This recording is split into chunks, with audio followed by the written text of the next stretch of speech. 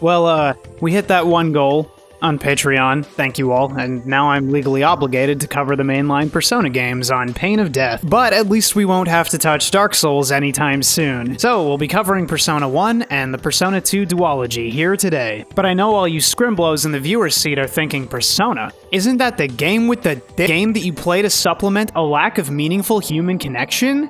A little bit. For the unknowers, here's the gist. Persona's a trendy JRPG with incredible art direction, an emphasis on character relations, self-discovery, and mechanics that push boundaries past whatever the genre classics are doing. But it wasn't always like that. It's worth mentioning, for the unknowers, that Persona is a spin-off of the Megami Tensei series, which I intentionally left out of Patreon polling because I do not hate myself. Don't like recording really long games for the show. Oh no! You know, I heard some stuff about the Persona fanbase, so up front, full spoilers allowed, I have not watched or read other Persona opinions. I am not an extension of the fanbase, so rip me apart. Go wild. I don't care. But don't ever say the boy don't work. Persona 1 came to be out of SMT because the high school setting used in one of the games was popular. Honestly, bro, can't relate. There was a time, maybe 10 years ago, when the high school thing would have been cool. Relatable even, but I'm quite a bit older now, you know, have responsibilities, got a lot of bills, so frankly, when some dumbass kids act stupid on screen for 40 hours or start waxing poetic about pseudo-philosophical nonsense, I check out a bit, okay? I wrote poetry for writing class. I got told to get off my soapbox. Been there. Done that. It's hard to find the care. And I know the writing's coming from an adult. I know I'm on some pathological ageist crap right now. We've all got some stuff to work through. I am not immune. KBash, for this task, you will receive a persona of an arcana best suited to your personality. Awesome. What do I get? Perhaps a persona of the Fool Arcana, for only a fool would engage in such a task. Okay. Oh, perhaps a persona of the Hanged Man Arcana, because you're gonna be a hanged man when this is done. Yeah. Got the gist. Oh, better yet, the Death Arcana, because by the time this is done, you'll Persona Nostalgia Critic. Alright, the game intros with some high schoolers summoning demons. Why? Dying is f***ing epic. Of course it works. They summon a little ghost girl, awaken the power of JoJo stands, also called personas, like supernatural alter egos tied to your soul, granted to the characters by the mysterious Philemon, and leave. Ugh, God, what is this? So you move through most dungeons with this first-person view, pretty typical for dungeon crawlers, but jeez, it takes some getting used to. Hurts my eyes. Where the hell did he get that? I'll save the plot talk for later, but you, boy with earring, good name, head out with your friends into hand-painted background Japan map and roam the streets, going places. Sometimes. You can't really go where the game doesn't want you to. I know some people think that's a no-no, but I appreciate the attempt at a direction. I'd really love to know what year this takes place in, if only there were a holistic way to pinpoint its age. Oh, it's about that old.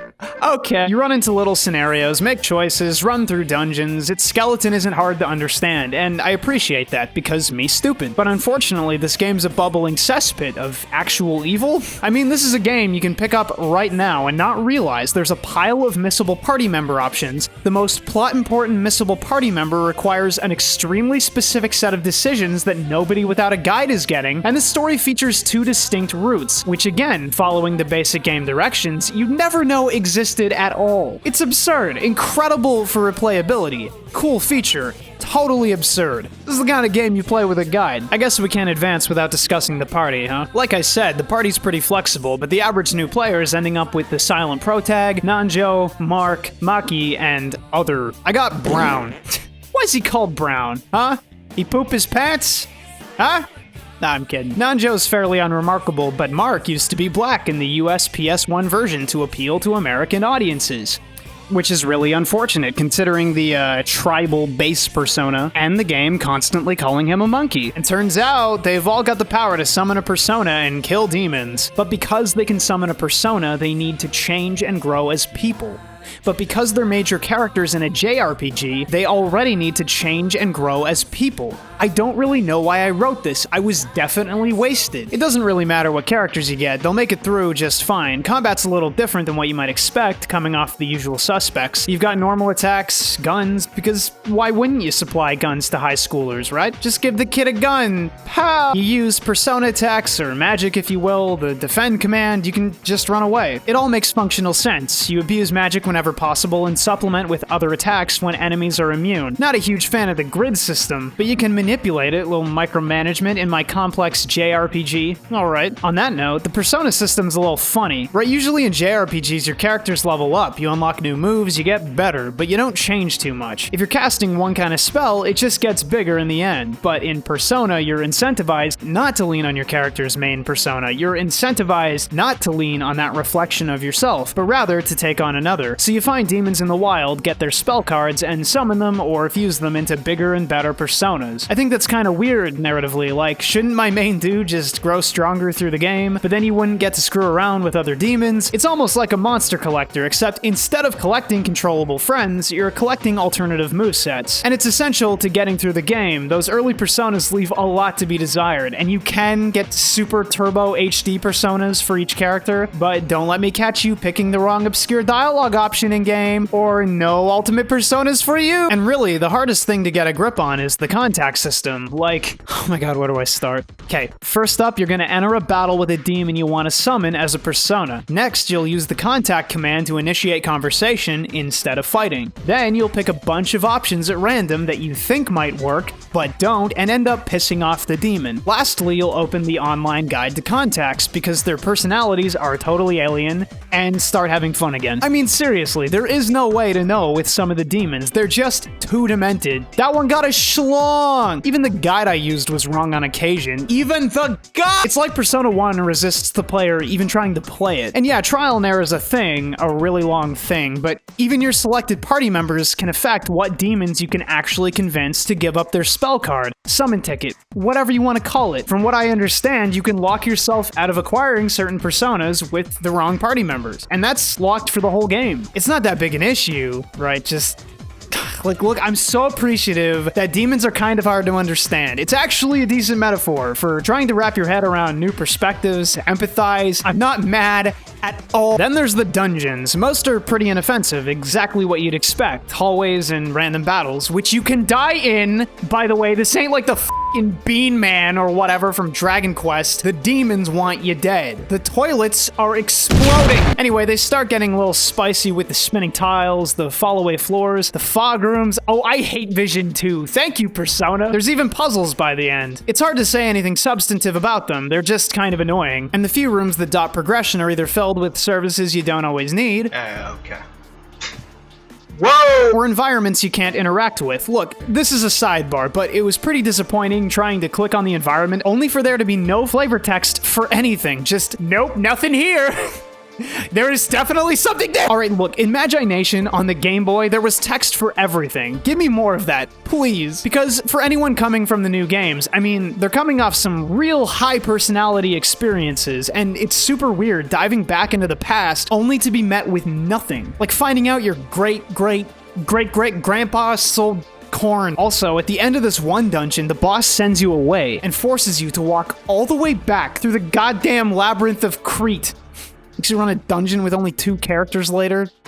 So, between tolerable to utterly torturous spawn rates, frequently complex dungeons, grinding for quality personas, and fairly minimal character action, at least meaningful character interaction, any real enjoyment of the plot gets kinda gummed up by raw gameplay. It's hard to remember every detail about what's going on, but thankfully most of it doesn't really matter. Like, yeah, you've got a lot of characters, but only the protag's choices, Maki and the antagonist, really matter. Nanjo, Brown, Mark, whoever your other members are, mostly bicker and have their little arcs, sure, but the story's about Maki and the antagonist. You know, I don't really feel like spoiling the entire plot, especially because there's 2 routes, and really the game kinda does it itself, like, oh no, our classmate Maki is in the hospital. Dang, the world is full of demons, and there's this little girl running around.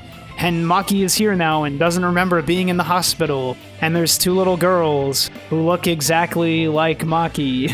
Let's have children. It's much more about the narrative of personal growth, which works. Everyone gets somewhere. Maki and her friend accept themselves. Nanjo, Mark, and Brown all grow up a bit. I'm sure the rest do too. It's not the hardest narrative payoff to hit, though it's a little harder to sell with characters looking like this. The player grows too, or rather the player makes a series of choices and the game shoves them in your face. If you screw up, if you don't act morally correct, you lock yourself out of the true conclusion. Personally, that's a bit of a yikes, having to replay a whole game over a text box, but there's save slots, and the game's functionally about role-playing with a group of friends trying to get better. It's a coming-of-age story, after all. So we give it a pass, even if I feel almost nothing about it. I don't know, maybe I would have felt more if the bulk of the in-game text wasn't just one-dimensional grandstanding boy banter between young Genki Shonen des. But hey, we've unlocked the final dungeon. Now to claim our reward.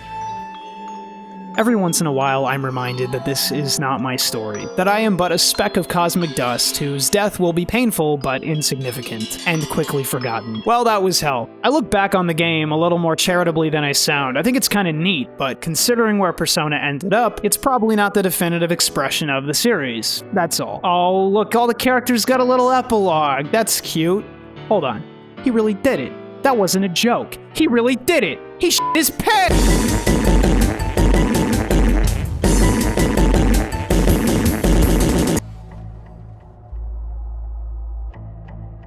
KBash, it's me. You. No, we can't do this skit. It's forbidden. This isn't a Sonic 06 video. It's not like that. I am you. Your worst tendencies, your drive to succeed, even when the price is costlier than the reward. In truth, I am merely here to offer a drink. You're looking dehydrated. Thank you. Also, sand. What? Why? So I'm a little dumb sometimes. I thought that Persona 2 was just that. A single game.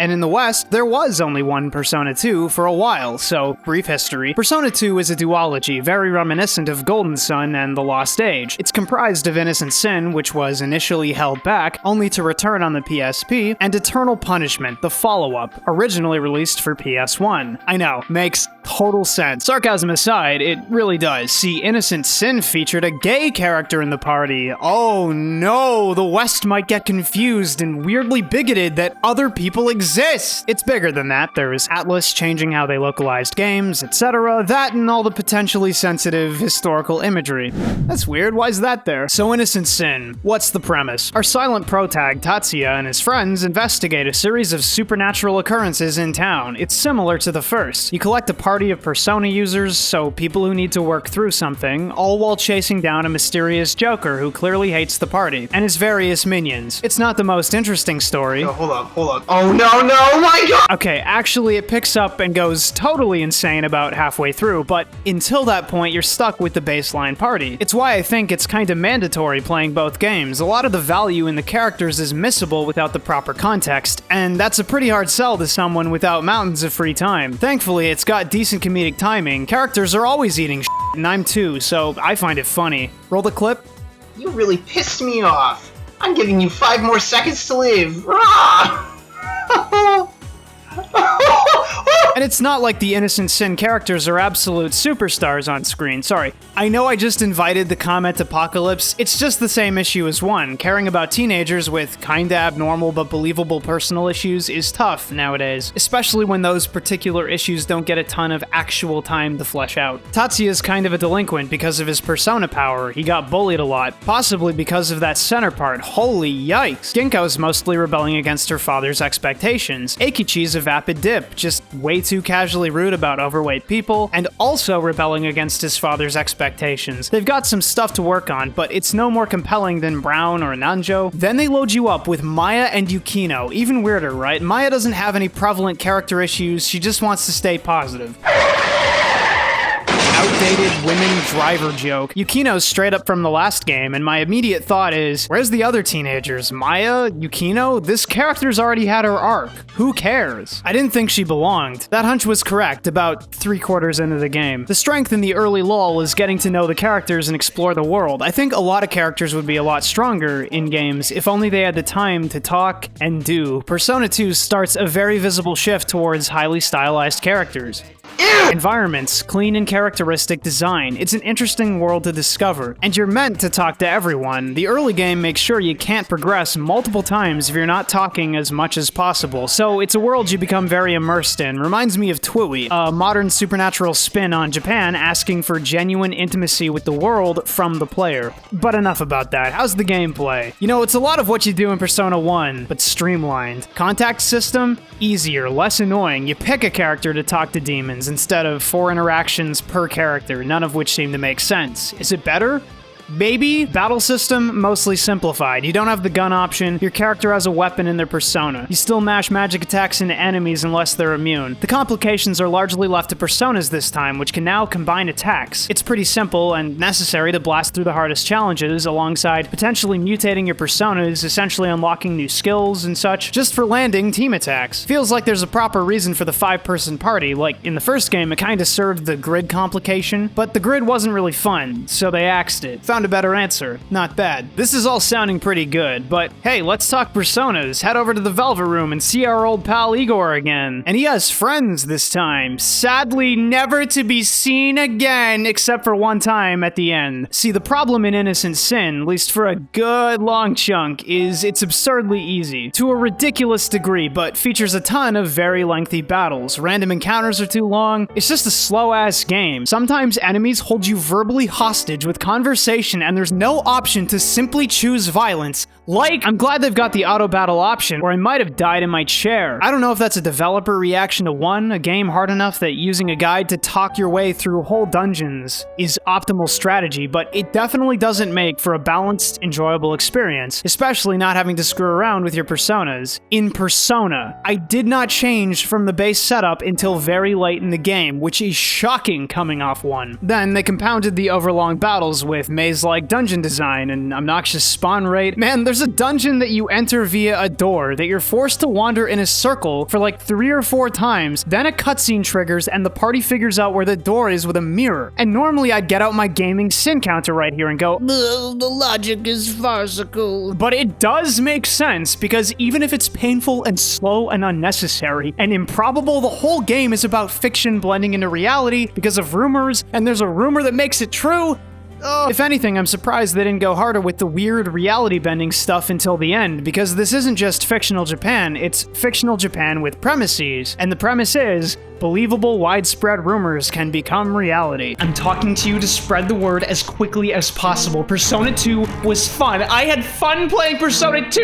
It's fun, okay? Spread the word! It's a really neat addition, finding rumor mongers in the city, talking to them, trading info, turning it into reality at an agency that'll spread new rumors for you. For example, I got a side quest to make contact with a toilet ghost, spread the rumor, and beat up the toilet ghost for a small reward when it appeared. It's quirky, it's connecting the player to the world. So where do rumors lead the story to?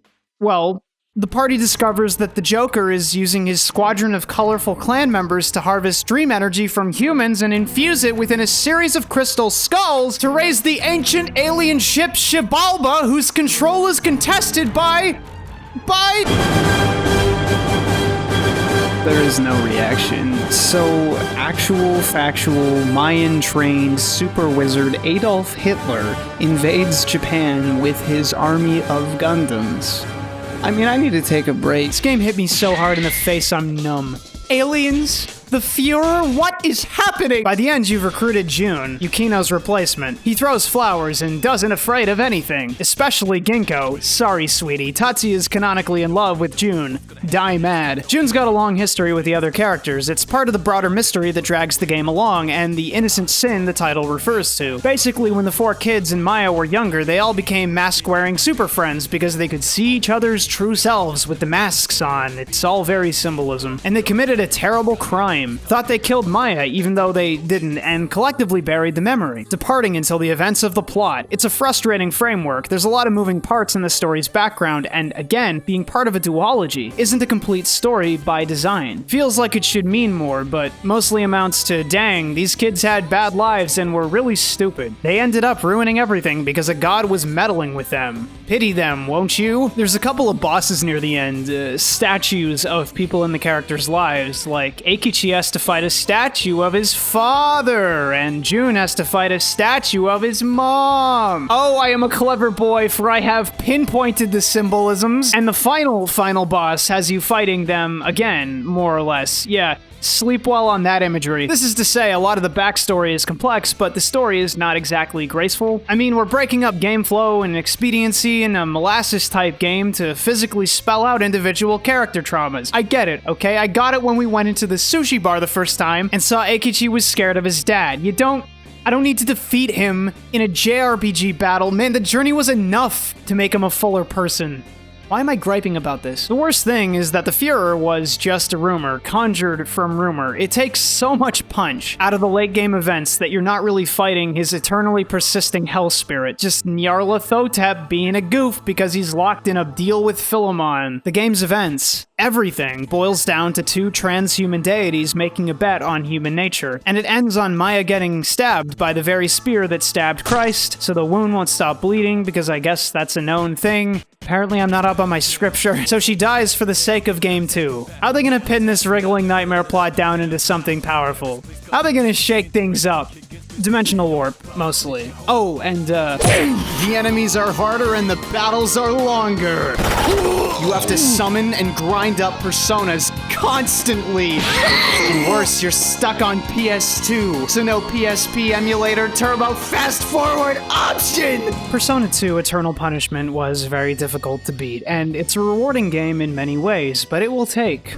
And that which is taken cannot be returned. If you're a big fan of old Persona, I'm guessing this game's why. It drags over mechanics and systems, characters, setting, almost everything from the previous game. Nothing should really be amiss, though the UI suffers a noticeable downgrade from the PSP version of Innocent Sin. But hey, that stuff's minor. I like Sting games, messy HUDs, menus. We're not here to get fussed by that. It's a JRPG. We're half here for the characters. The cast is, to me, a total improvement. Maybe it's the mostly adults thing. Maybe it's because they ultimately band together to clean up the old cast's stipies, or because they're characters from the first game, from the world, so it feels like that one part of Final Fantasy II GBA where you're playing as all the temporary party members. Maybe it's because they're older people with more relatable problems. Like if Innocent Sin were set years ahead of itself, Akechi and Ginko wouldn't be struggling with their dad's expectations. They'd be dealing with taxes and relationships, the economy, and unresolved trauma. It's some real hardcore shit, son. The common cruelties, and that's the cast of Eternal Punishment. The party shuffles a bit, but the main cast is Maya, Tatsuya, his brother Katsuya, Maya's roommate Ulala, and our savior.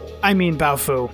Our savior. I like characters like Baofu. He's a little coarse, looks weird, flicks coins at demons to deal damage. Mamma mia, that's what I'm talking about. Kino located, baby! And when the game's dragging, when you're finally hitting the next cutscene payoff, who's there with the plot relevance? Who's doing cool stuff when it's not the brothers? That's right, it's Baofu. This man got me through the game. So they pulled a Golden Sun Lost Age here, and Maya's gone mute. Not like she was saying much before, and Tatsuya's bursting with words. Words like, stop following me, and go away.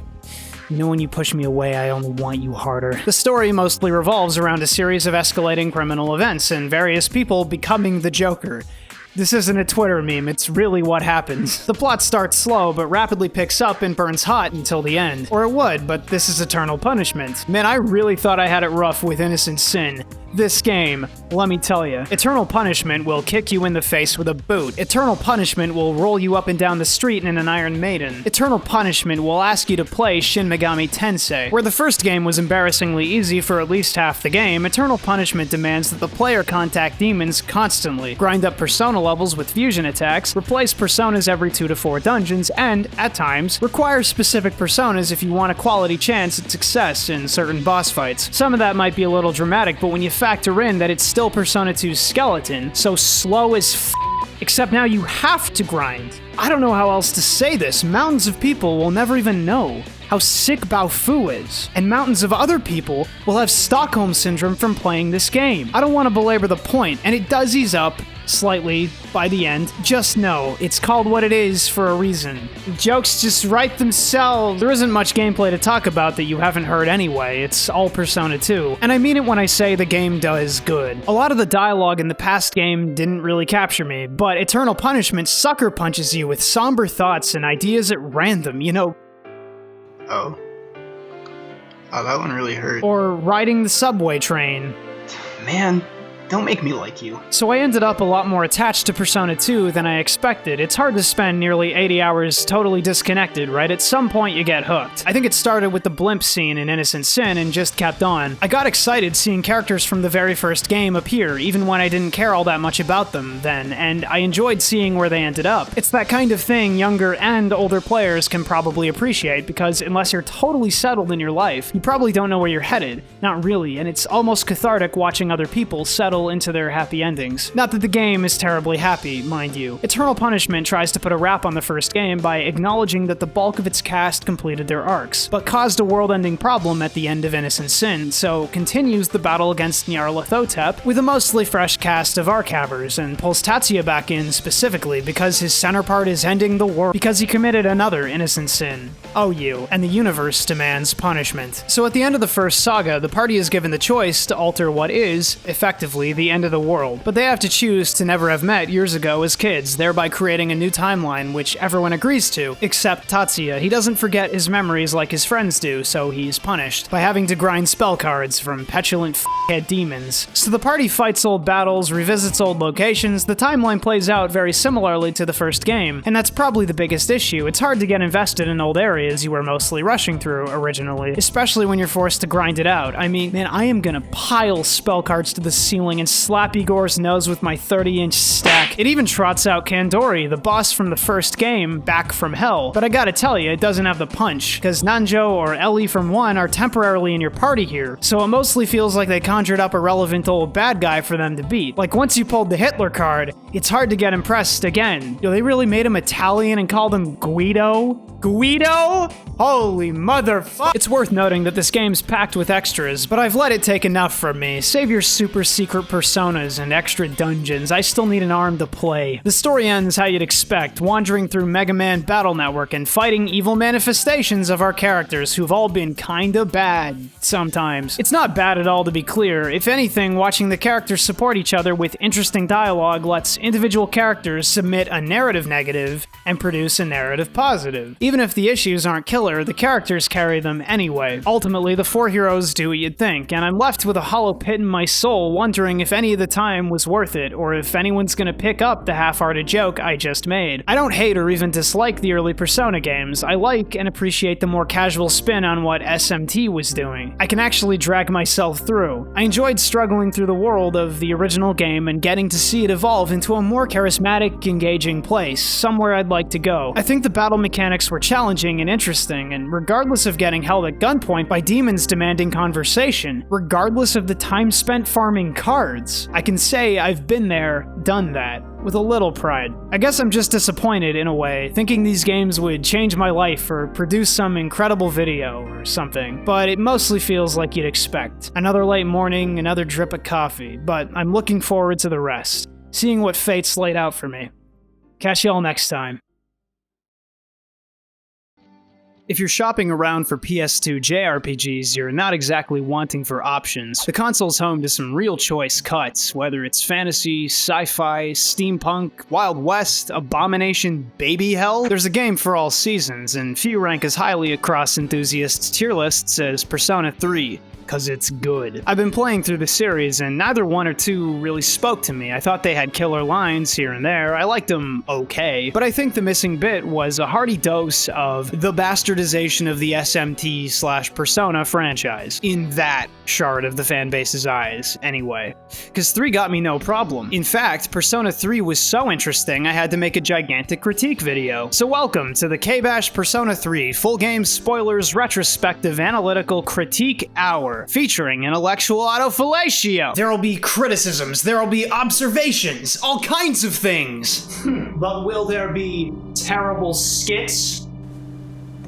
There'll be piss! It's worth noting up front that Persona 3 has problems, stuff that's hard to justify, from annoying mechanical mishaps to stuff so sympathetically obnoxious. It's hardly controversial to point it out, and that's saying something for the SMT community. It's not like dev time was too short to notice, right? Poring over interviews, a lot of the choices I didn't immediately understand seem intentional, to fit with broader themes to better convey the narrative. Most of it's inoffensive, but we'll drop a word when we get there. More interesting is the budget. Not a lot exists online about the budget, just that it's roughly comparable to Persona 4's. I can't imagine a game like P3, no matter how good, was pulling from an account lined with gold. It makes a game of reusing assets, and that's not a bad thing, inherently. I'm really impressed by what they accomplished with what they had. Persona 3 comes in 3 flavors: vanilla, FES, and portable. Now, Festival is the version I'm on. It's the original game, expanded, in a phrase, and the one most likely recommended by longtime fans. The portable version adds and subtracts, lets you be a girl, and it's probably worth a play if you're trying to brain Shinji. Anyway, Persona 3 gets talked up and down the internet. People have things to say, and I'm really not here to get in anybody's way, or dunk on the fanbase, or whatever. I like my little hermit island just fine. And like I said, Persona 3 is pretty cool, but I'm also trying to engage with the work at a critical level, and I know that's kind of hard for some people to grasp, especially because I sometimes use sentence enhancers. So, a couple acknowledgements. Persona 3 has material some people might find objectionable, including depictions and discussions of self-harm, and other tactless stuff. We acknowledge that the game was likely developed on a sub-AAA budget, that we're critiquing a story translated, likely imperfectly, from Japanese, and that the game retains a lot of regional tropes, let's say.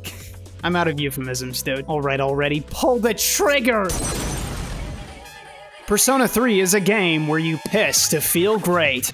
Hideo Kojima approved? Like any fiction, you gotta know the premises and nouns the game's working with. Persona 3 carries a lot of things over from its earlier games, like demons, high school, even talking. It's perfectly marketed to socially awkward young people, and don't lie about that shit. I see you. It's a safe place to live another, better life. They get to go to school, be a hot boy, be liked, and uniquely equipped to save the world. It's no wonder people like this game, right? With a base like that, all you gotta do is press the Make Game Good button during development and you're rolling in dough. Except obviously not. Game dev is a f***ing nightmare, and Persona 3 does a lot of work on every level to make the game likable. A lot of things that get ignored by the old school fans who hate these games. The resident 2 anime hater crowd. But you don't pull numbers like this for nothing. Either way, I think any kind of hate seed starts with the premise. You're a nameless kid who's destined to save the world. Your parents are dead, you have a power nobody else does, that being taking on multiple personas, giving you greater flexibility in battle. You seem competent immediately after realizing your strength. Damn, can you suck your own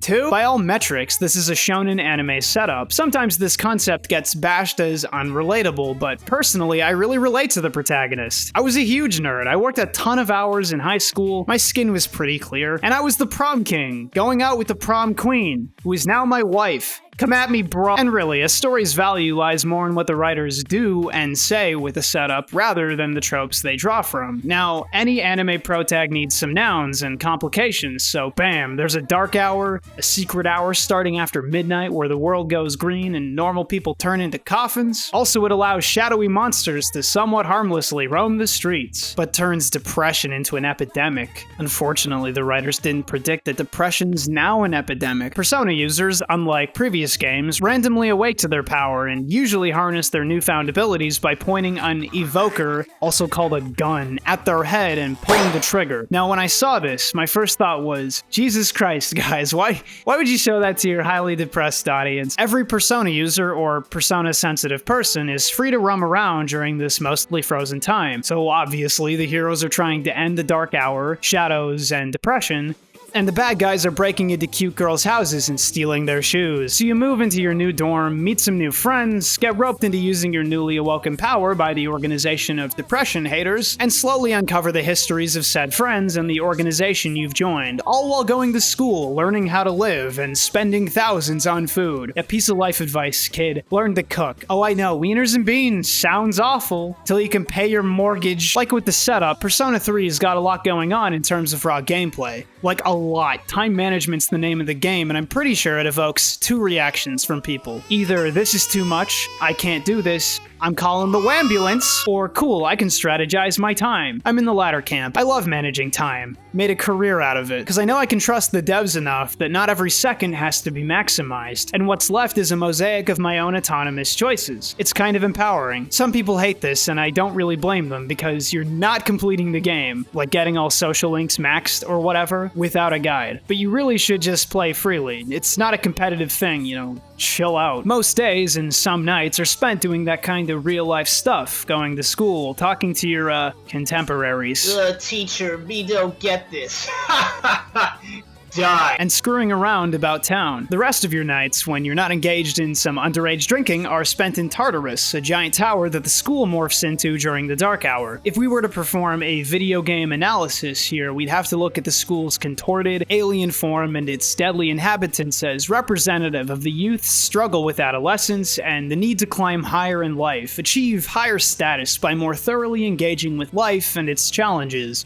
But then we'd also have to entertain the Freudian phallic angle, and I don't think my audience likes when I talk about cock. Otherwise, you're leveling up, finding and fusing demons to access more moves, playing a JRPG. What's unique about Persona 3, more than its social links and time management and all that other stuff, is how completely it integrates its themes into gameplay. Everything about Persona 3 is informed by a few key concepts: time, leadership, and the Fool's Journey. Last history lesson, I promise. The Fool's Journey is the story of the tarot cards, and if you've never heard of them, go read a book. The tarot is a pack of cards traditionally used in some games and as commonly mythologized to tell fortunes. That aspect of the tarot's use has a story represented in its major arcanas. The Magician, the Hanged Man, Strength, Temperance, the Devil, you get the point. Each represents a stage in the Fool's life. Most major characters in Persona are associated with an arcana, which pretty accurately describe what the character's about. Like the fat kid's the moon, cause he's shaped like the moon. The main character is usually represented by the Fool, because they've gotta go on a journey.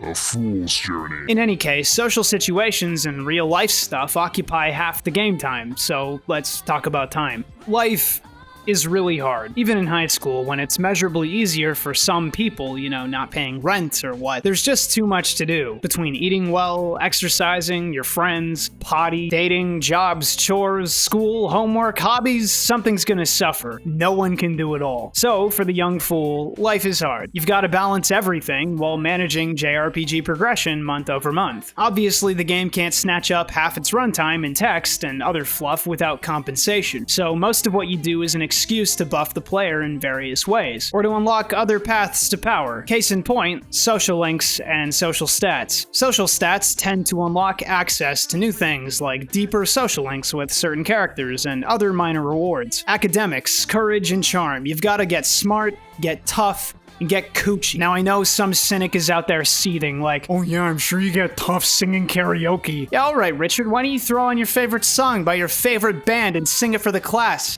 No? Too chicken sh**?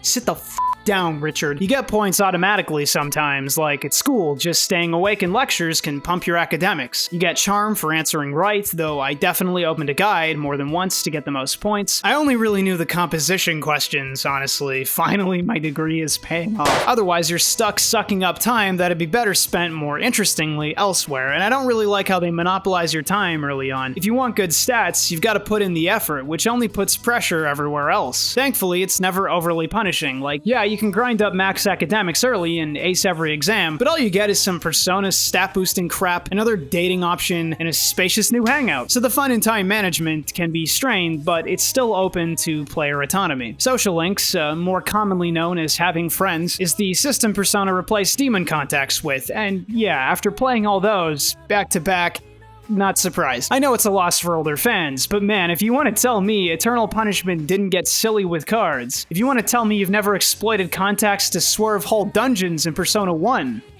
I want you to know. I'm really sorry for you. Most social links take up your after-school time block, though you eventually unlock nighttime links and the Sunday link. Others are automatic, like the Fool and Death Arcanas, leveling up between major story events. And you know they're important. Igor tells you straight up, your power comes from your bonds, which more literally translates to having a high social link rank with a given arcana grants newly fused personas increasingly high bonus experience points. So yeah, direct line between friends and JRPG power. neat. I don't think it's necessary to break down every single social link for the purposes of critique. Broadly, they exist to tell sub-stories, get the player to help with a problem or two, and by the end, the player hopefully learns something. And if not, they've taught the friend something instead. Like that dating teachers is a really big problem when you're 17. Magician Arcana, huh? Maybe you should cast a spell and make your wand disappear. In any case, they get criticism from some people who don't really like compartmentalizing character development into small, obvious, bite-sized mini-stories, and well, yeah, it's not exactly natural. They're not part of the overarching plot of the Depression Killer Squad, and I'll admit as well that many of them are overfluffed to fit within the 10 levels of friendship structure, meaning 10 cutscenes per social link, which is totally unnatural, visibly sculpted. It's for sure not how to tell stories. And worst of all, by the end they start dragging time out in a 60-hour JRPG, and a few are really boring. It's not a perfect system. But I like the social links. There's a novelty in just talking to people. I think it's cool that forming bonds with people gives you a mechanical benefit. I really enjoy being around some of these characters. I mean, I tend not to get that deeply involved with the world of the characters of a JRPG. Persona 3 made me. Unfortunately, many of the best social links require unlocking, and one too many of them focus on weird, small, or kinda irrelevant problems. I think of guys like Kaz, and hey, I like the guy, but his story about trying to win the track meet, finding out his knee is borked, and agonizing for like 7 cutscenes about whether he should permanently damage his knee or be 1% intelligent because he made a promise to a 5-year-old. Get a f***ing grip, Kaz. So that's why you're the Chariot Arcana, huh? Because you're gonna need wheels once your story's through? Others show despicable characters getting better thanks to the protagonist. Whoa. I knew this game was horny, but man, maybe it's time to find God. And this one's about a f***ing narc. But really, the game tries to make them sad, emotionally impactful at times. There's a good amount of variance. They're all dramatic in one way or another. She's asking about kids? Advice. Run. And seeing all your social link pals at the end of the game is a special kind of high you wouldn't expect, especially if you didn't really enjoy all of them. I guess some stuff does get good 60 hours later. Now, a lot of people make the waifu joke, like, you can date girls in Persona 3 and date other girls behind their back. Total waifu game. Absolute cringe. Anime! And then it's just a bunch of buzzwords and phrases, like some people are pathologically dead set against the boogeyman that is Persona 3. As though Maya from 2 wasn't supposed to be waifu material with her catchphrases and her obvious attraction to a high schooler. Yeah, okay, groomer. I will say, the weakest parts of the entire system involve possible girlfriends, because you can date a character, but if you date too much and then go too far with someone else, you're in trouble. And in my experience, even following advice online, I couldn't just instantly reverse the problem. Yeah, you can screw up your relationships in Persona 3. It's kinda nice. In a game where dating any girl you want is totally possible, where you're the fool and it's your journey, it's a nice reminder that these characters are intended to be people. And just because you're the main character doesn't mean you're the god pharaoh of these lowly NPCs. So it's a good thing, but it also kinda sucks, cause then you're forced to hurt feelings and be an asshole if you want maximum benefits. Now, to be clear, I didn't follow a guide, so this didn't happen to me. I didn't have perfect stats or even max every social link. Yeah, I know, what a monster. But the emergent mechanical choice in that style of play is that you'll gravitate to certain kinds of personas with certain abilities, focus on those arcanas instead of just doing the best thing because you read the guide. So the weakness becomes a strength, and you can always start another cycle at the end. The more obvious weakness is that once social links are done,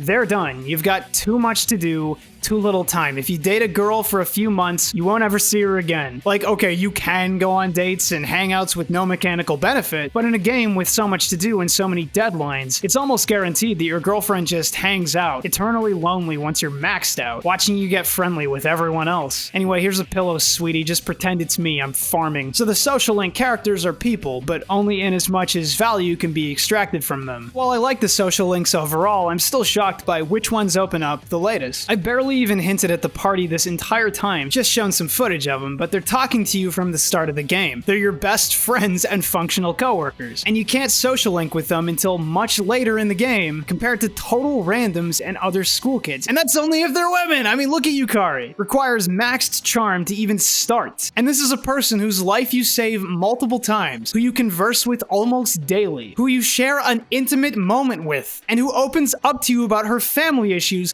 before you can link with her. Reminder that level 1 is a quote faint connection. But we needed a reason to max out the charm stat, right? She's popular after all. It's just not all that graceful, and no, it's not some massive issue, so let's move on. Before I end this bit about social links, I want to take special care highlighting the Sunday link, the MMORPG link. Now, I have to mention it's about you playing a game with a stranger online, and they're called Maya, and you're called Tatsuya, in a nod to Persona 2 in the English version only. And I have to specify this, or 40 people with walnut brains will comment, but did you get the reference? Ugh. So, spoiler alert, it turns out Maya is your teacher, Miss Toriyumi, and she reveals that she's in love with a student, to you. And it's you that she's in love with. Now, I might be more sensitive to stuff like this because I've worked in education, but that, like, you're going to prison, lady. Problem is, it's mostly hearsay, right? The game doesn't really treat it like a big problem. You know, fun story. I get this magazine about teaching, and they've got these blue pages where they list all the people who got terminated in the region since the last edition. Lot of names in there. Anyway, the game is about to go offline for good near the end, and she says she'll save your chat logs and send them to the company to prove people care about their game. That face when you're going to jail because you turned in the smoking gun? Are you f***ing insane? That shit is incriminating, dude! Okay, fine, maybe it's one step from incriminating, but if you don't get fired or jailed, you're definitely getting suspended. Dear God. But don't worry, she relents and thinks better of it. Because she complained about her coworkers too much in the chat logs. And not because she wants to boink a student. I will say, the reveal scene at the end of the game was worth every second, though. But for all that teacher affair stuff, in like 2 links, what the heck? I'm not sure what to say. I think it's straight up objectionable, but maybe it's just a cultural artifact from early 2000s Japan. Maybe they were just having some fun. Because the game has its fair share of weird, unnecessary, red flag stuff, but let's open that train of thought up to the broader concept of aesthetics and presentation. We'll start with a softball. Persona 2 in particular started a visual shift that modernized the series' presentation. And 3 was like, what if graphic design all of the time? Because there's a lot of JRPGs that are jumbles of visual and others mostly stuck in their roots, so Persona's devs, I guess, commanding one of the strongest modern Japan JRPGs, made it modern and kept it fresh going forward. As we go through the games, I'll bring this up more, but P3 absolutely batters any complaint about generic modern setting into the dirt with aesthetics alone. The characters are visually interesting. The smooth appeal of every major area turns a microcosm of a city that might have been disappointing given the breadth of 2's world into a place worth exploring. You'll see these areas many times throughout the game, and that's probably because of the budget, but because the context is always shifting, because the cutscenes that use these areas rely on characters, the game gets away with murder. It's like how normal spaghetti and spaghettini and pesto is 2 different meals. What do you mean that's not normal? That goes double for Tartarus, which uses 6 different sets of visuals and minimally variant procedural generation. Things don't really change much between floors or blocks, and the enemies all get reused repeatedly. And the game's still beautiful, still interesting. I mean, the minute I turned on Persona 4, I was like, I missed 3, and that game's real beautiful. The sleek menu design with flat colors and simple shapes naturally complements the bright but never busy setting. It's real hip-like, you know? I may be looking at a blue menu, but unlike some other f***ing game I can't think of right now, I can read the text. The music, I wasn't into it at first, and now I can't imagine starting a Persona battle without... Like all the Persona music from 1 to 3 is brainworms, sticks in your skull, and I kinda hate it that way. Obviously, my taste is impeccable, you know, Chrono Cross OST, Nier OST, the Counting Octopath Traveler OST, and with that lineup, you know I only listen to fantasy flutes. But I think the songs fit the modern vibe, even if the rap tracks are a little weird at first. The only thing really worth digging at regarding presentation is... how do I even talk about this? So this game gets dragged sometimes for being too anime, and yeah, aside from its general shonen approach of friendship is power, it's got a lot of weird baggage with its women characters, and I'm gonna talk about them soon enough, but let me just say that Yukari is one of the most realistically written women I've seen in a video game. From having unresolved traumas to being hot and cold with the rest of the cast, a lot about her dialogue sympathetically reminds me of the women I've met and conversed with in real life. So when I, sitting there while being generally impressed with her characterization, equipped her with a piece of clothing that made her uncomfortable because it was a weird bikini armor piece, heaved a sigh and went, oh. There's no real way around this, and feel free to drop a comment about dragging, quote, politics into the video, but treating characters like they're human and doing a good job of it, only to turn around and treat them like objects of desire, well, it's not my cup of tea. It's a regressive way to handle people, fundamentally, and I'm usually okay with it under one condition, and that's that the male characters get the same treatment. which they don't. And don't bring up Akihiko in the beach scene. Sure, guy's got a little banana hammock dealie, that's fine. It just feels like the skimpy bikini armor sets exist as rewards for sticking out dungeon crawling, like, yeah, we know Tartarus is a little boring sometimes, why not jerk off? And it falls into a tropey anime schlock trance at times, notably the bathhouse scene late in the game, which is dramatic and funny. She'll execute us. Silence! I'm going to execute you all! It doesn't always have to be, this cultural baggage doesn't fit well with the West, or this is so anime, oh. Like, you can enjoy what they're giving you. The voice actors pull some pretty great performances overall, enough to carry scenes that might not work as well in the West. The real problem here, though, regardless of all that stuff, is that one weird beach character who's clearly a cross-dresser, or actually just trans. It isn't stated outright, and they're depicted as an older individual trying to use one of the guys as boy toy? and that's really not good. I get that this game started development in 2003 and whatnot, but Persona 5 did something similar and got a ton of backlash for it, enough that they changed the scene in the enhanced port. So what I'm getting at is, don't use people you transparently don't understand for a punchline when possible, and learn your lesson the first time. I know there's no morally pure work, and frankly, art that's totally morally pure risks being outright boring, and it's often wrong to impose Western cultural perspectives on Japan, but I think the issue's big enough, especially today looking back, that it deserves mention anyway. It doesn't take away my love for the game, it's just frustrating. Alright, we gotta take a break. Let's hit the dungeon already. Tartarus is the seemingly impossible task your party deals with over the course of the game. It's a tower of over 200 floors, divided into 6 segments with a similar but additive track that rises as the player climbs higher. So if anyone ever asks, how do I make decent JRPG dungeons on a budget? Here's the answer. Because by all metrics, Tartarus should suck. It's repetitive, it's samey, the challenge presented to the player doesn't vary between floors or blocks meaningfully. I mean, yes, sometimes the game throws you a curveball by separating your team or something, but otherwise it's the same set of tasks against the same enemies from start to finish, and somehow it's fun. Maybe it's the rare chests, maybe it's the random rare enemies and weird stuff that happens, but I think it's because a ton of the game is spent ignoring the JRPG, like not really worrying about your stats or your personas, so when you finally do go back, you're usually recharged and ready to deal with the grind. And it is a grind. Here's how the game structures it. Every full moon, you have to fight a story boss and get strong enough to handle those mandatory battles. The player is strongly urged to climb as high as possible in Tartarus in the days leading up to the fight, so you have a set number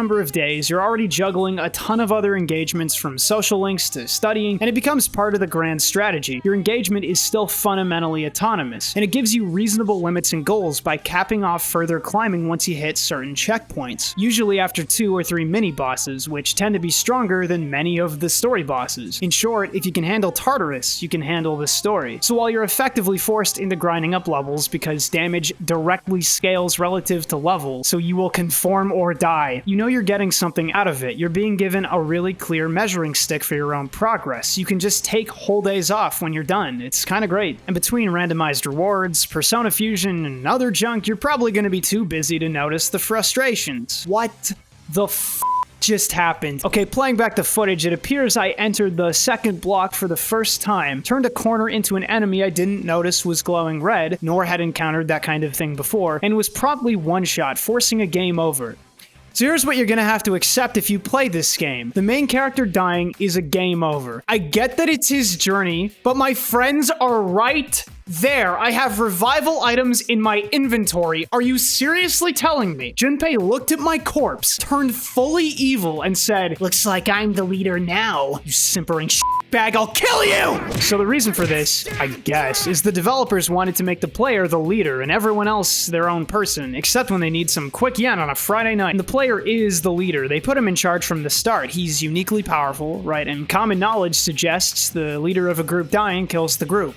It just doesn't make any mechanical sense, regardless of how well it gels with themes and the narrative. Junpei might be stupid, but he's not too stupid to use items. Is he?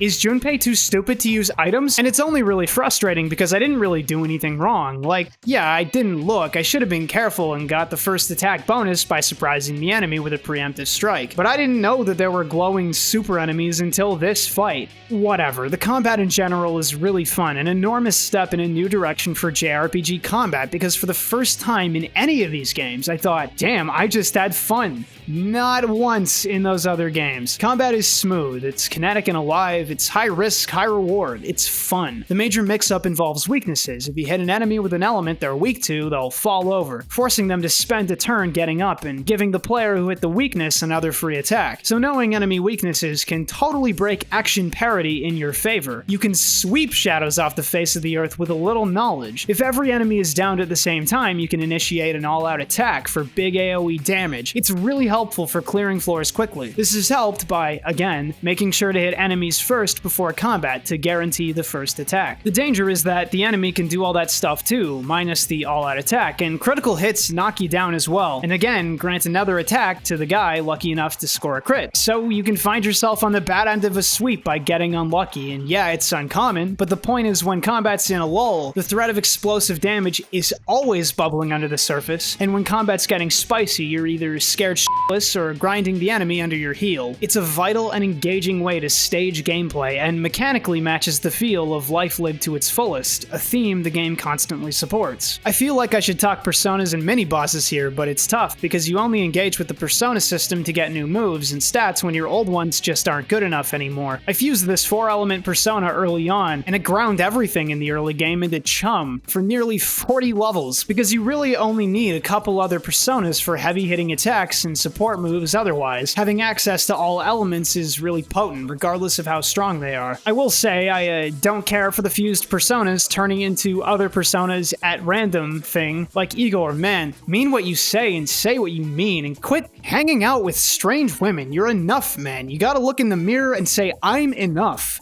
God. Anyway, the mini-bosses on the way up the tower tend to be stronger than many story bosses, but that doesn't mean they're mechanically interesting. A lot of them are hard DPS checks or healing power checks. Sometimes you'll even have to fuse a certain persona just to cheese the odd boss because they're designed so narrowly. It's not incredible, but I found the story interesting enough to stay motivated. Everyone's still waiting for the party talk, huh? Alright, one of the big complaints this game gets, and something that was changed in the portable version, is uncontrollable party members. Now, you can give them suggestions with the tactics menu, but otherwise they're doing their own thing. From prodding at the enemy with attacks you already know don't work, to just sitting around because the AI doesn't think it can do anything. They're not even authorized to use items outside of some basic healing stuff. On one hand, this is great because it really highlights that you're the leader, but the party's still full of individual thinking people that need to be treated with a modicum of respect. And Junpei. And it saves a ton of time having the system automate itself for you, only having to really worry about your own actions. Again, great theming as well. But the problem is, I need a strong mass heal, and Yukari just won't activate it unless she's hurt as well. And that's really annoying because I'd rather lose out on potential MP savings if it means I don't have to spend future turns reviving and rehealing anyone that gets one shot because Yukari won't get with the program! It's really not that bad. I appreciate the speed of play automation allows for. It's just really noticeable in certain high-stakes battles. But if we're gonna talk about party members, we're gonna have to talk about them all in a big list. Plot talk, spoilers, you know the score. Let's go. Junpei is a hybrid best bud rival character. He does the stupidest, most unbelievable flatlining ape-brain stuff on the planet. He's a greasy around women, except goths, I guess, but you love him regardless. Or not, I'm projecting here. Without Junpei, the party'd be really boring. There'd be no one to laugh at. Ace Detective? Are you stupid or something? More like Stupe Ace Defective. If I played the clip of how hard I laughed at this scene, there would be a visible dip in viewer retention. And he's behind some of the most emotionally charged scenes in the game, so yeah, all around, we heart Junpei. Now in combat, he's pretty good, but my character felt his physical bruiser role better than him, and he's kinda short on combat options, so take him or leave him. Like I mentioned, Yukari is really well written, and I know it's a meme in the community, like, ugh, Yukari's such a bitch.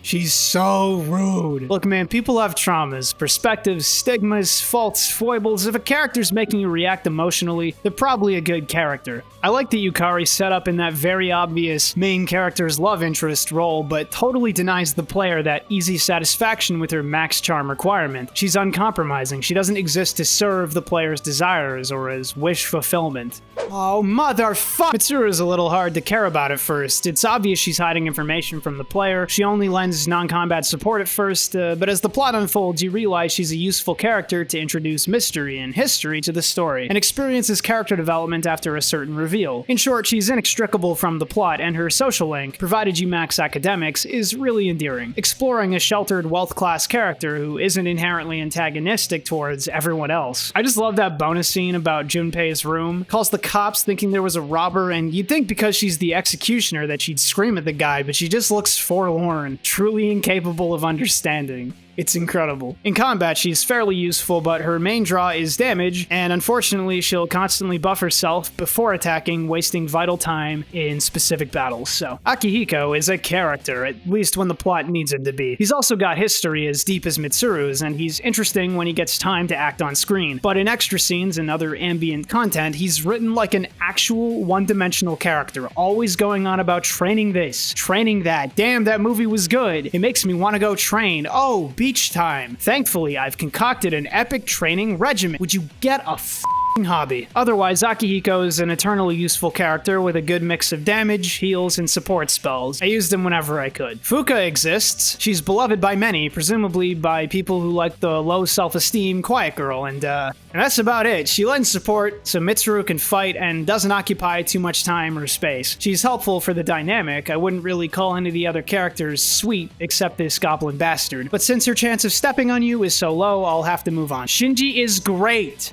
I love Shinji. Look at how cool this guy looks. Look at that damage. Why? Why would you do this to me, Atlas? How could you take my golden boy? I lost the coolest guy in the game, and all I got was a kid.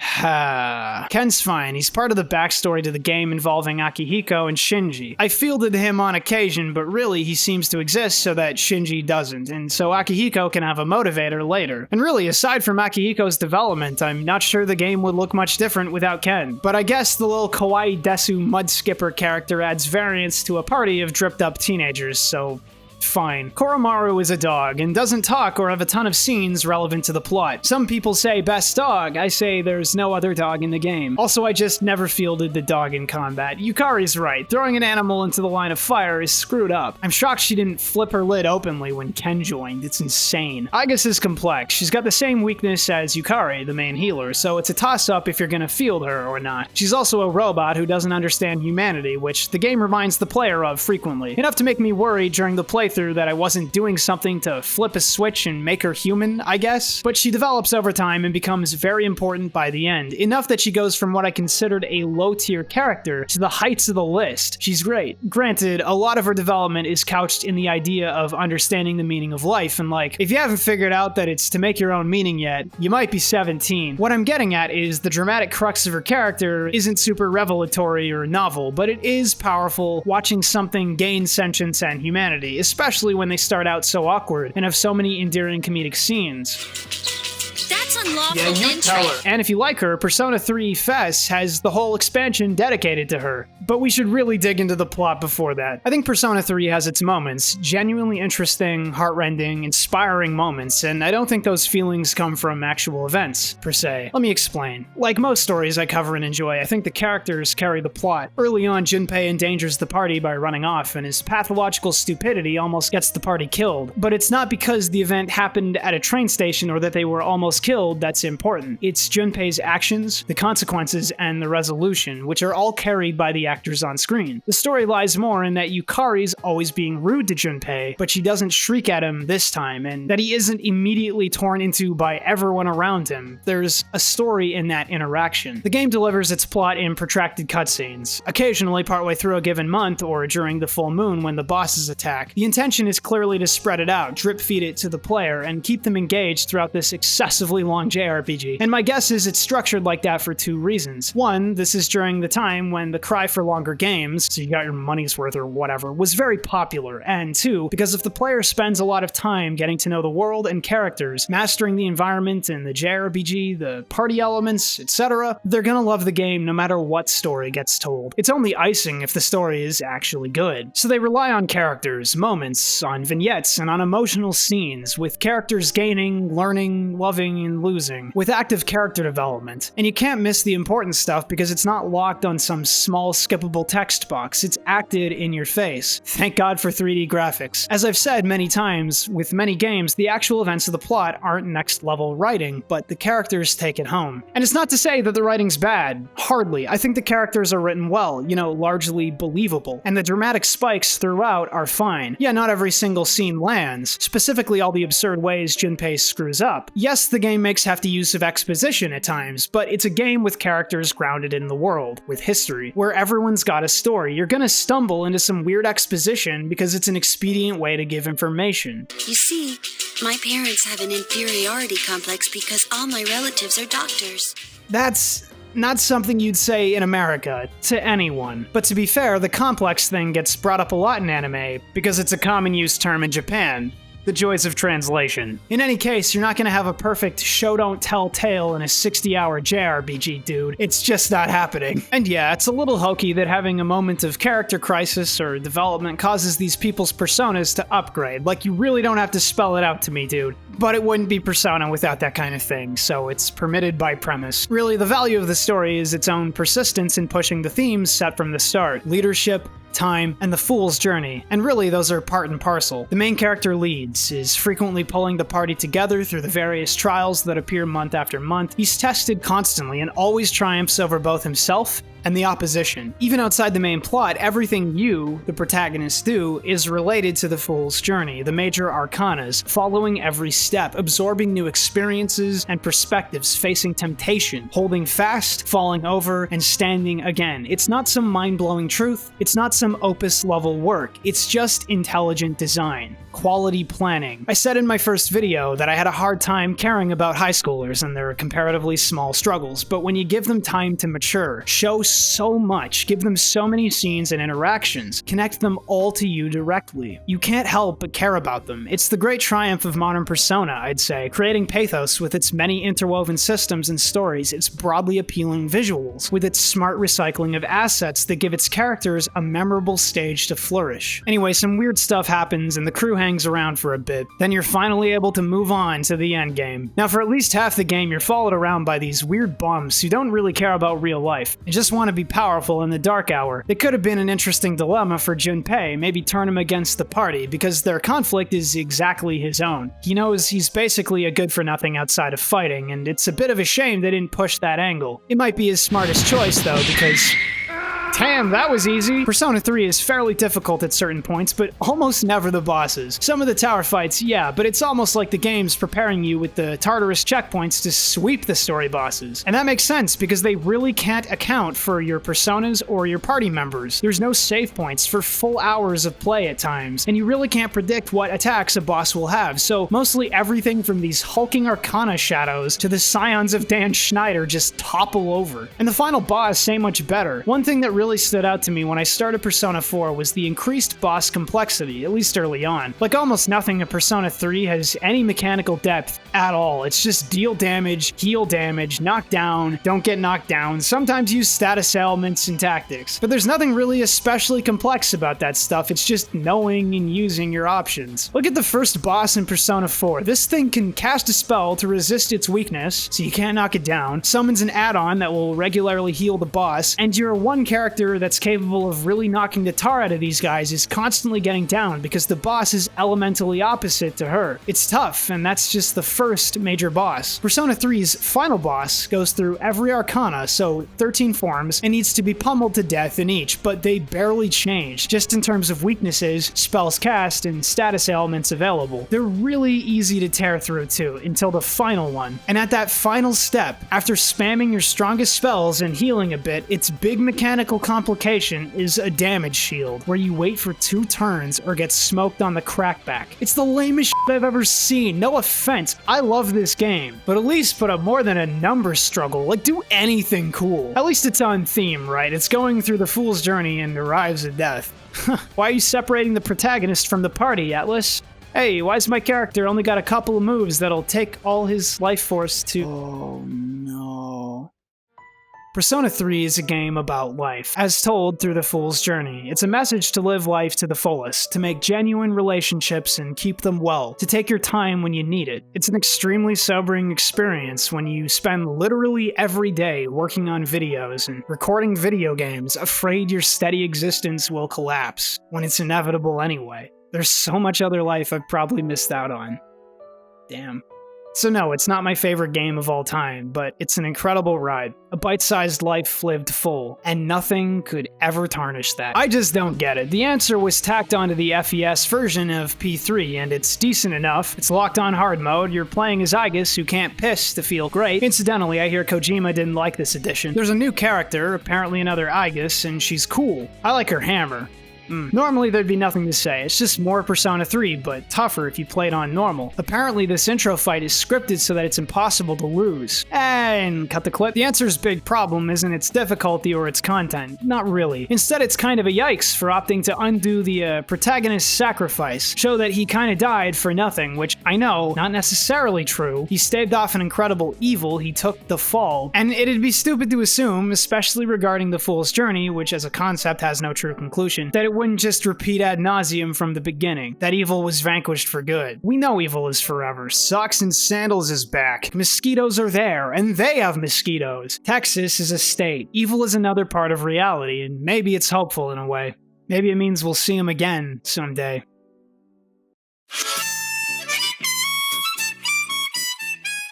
Persona 4 is important for a lot of reasons, but number one on that list is its cultural significance. You know, to the people. This entry alone commands an armada of fans who produced thousands of memes, cosplay, all kinds of stuff. I guess you could say it foreshadowed the tsunami 5 brought. When the Fighter spin-off came out, I remember Justin Wong picking it up, and yeah, no big deal, it's what he does, but it means the Persona 4, between fans, sales, and broader appeal, reached across multiple geek and gamer spheres all at once. So, thanks to the memes and cultural awareness, I've been spoiled on the villain since 2013, and in a murder mystery game, a really endearing experience about your happy little friend group and the mystery they set out to solve.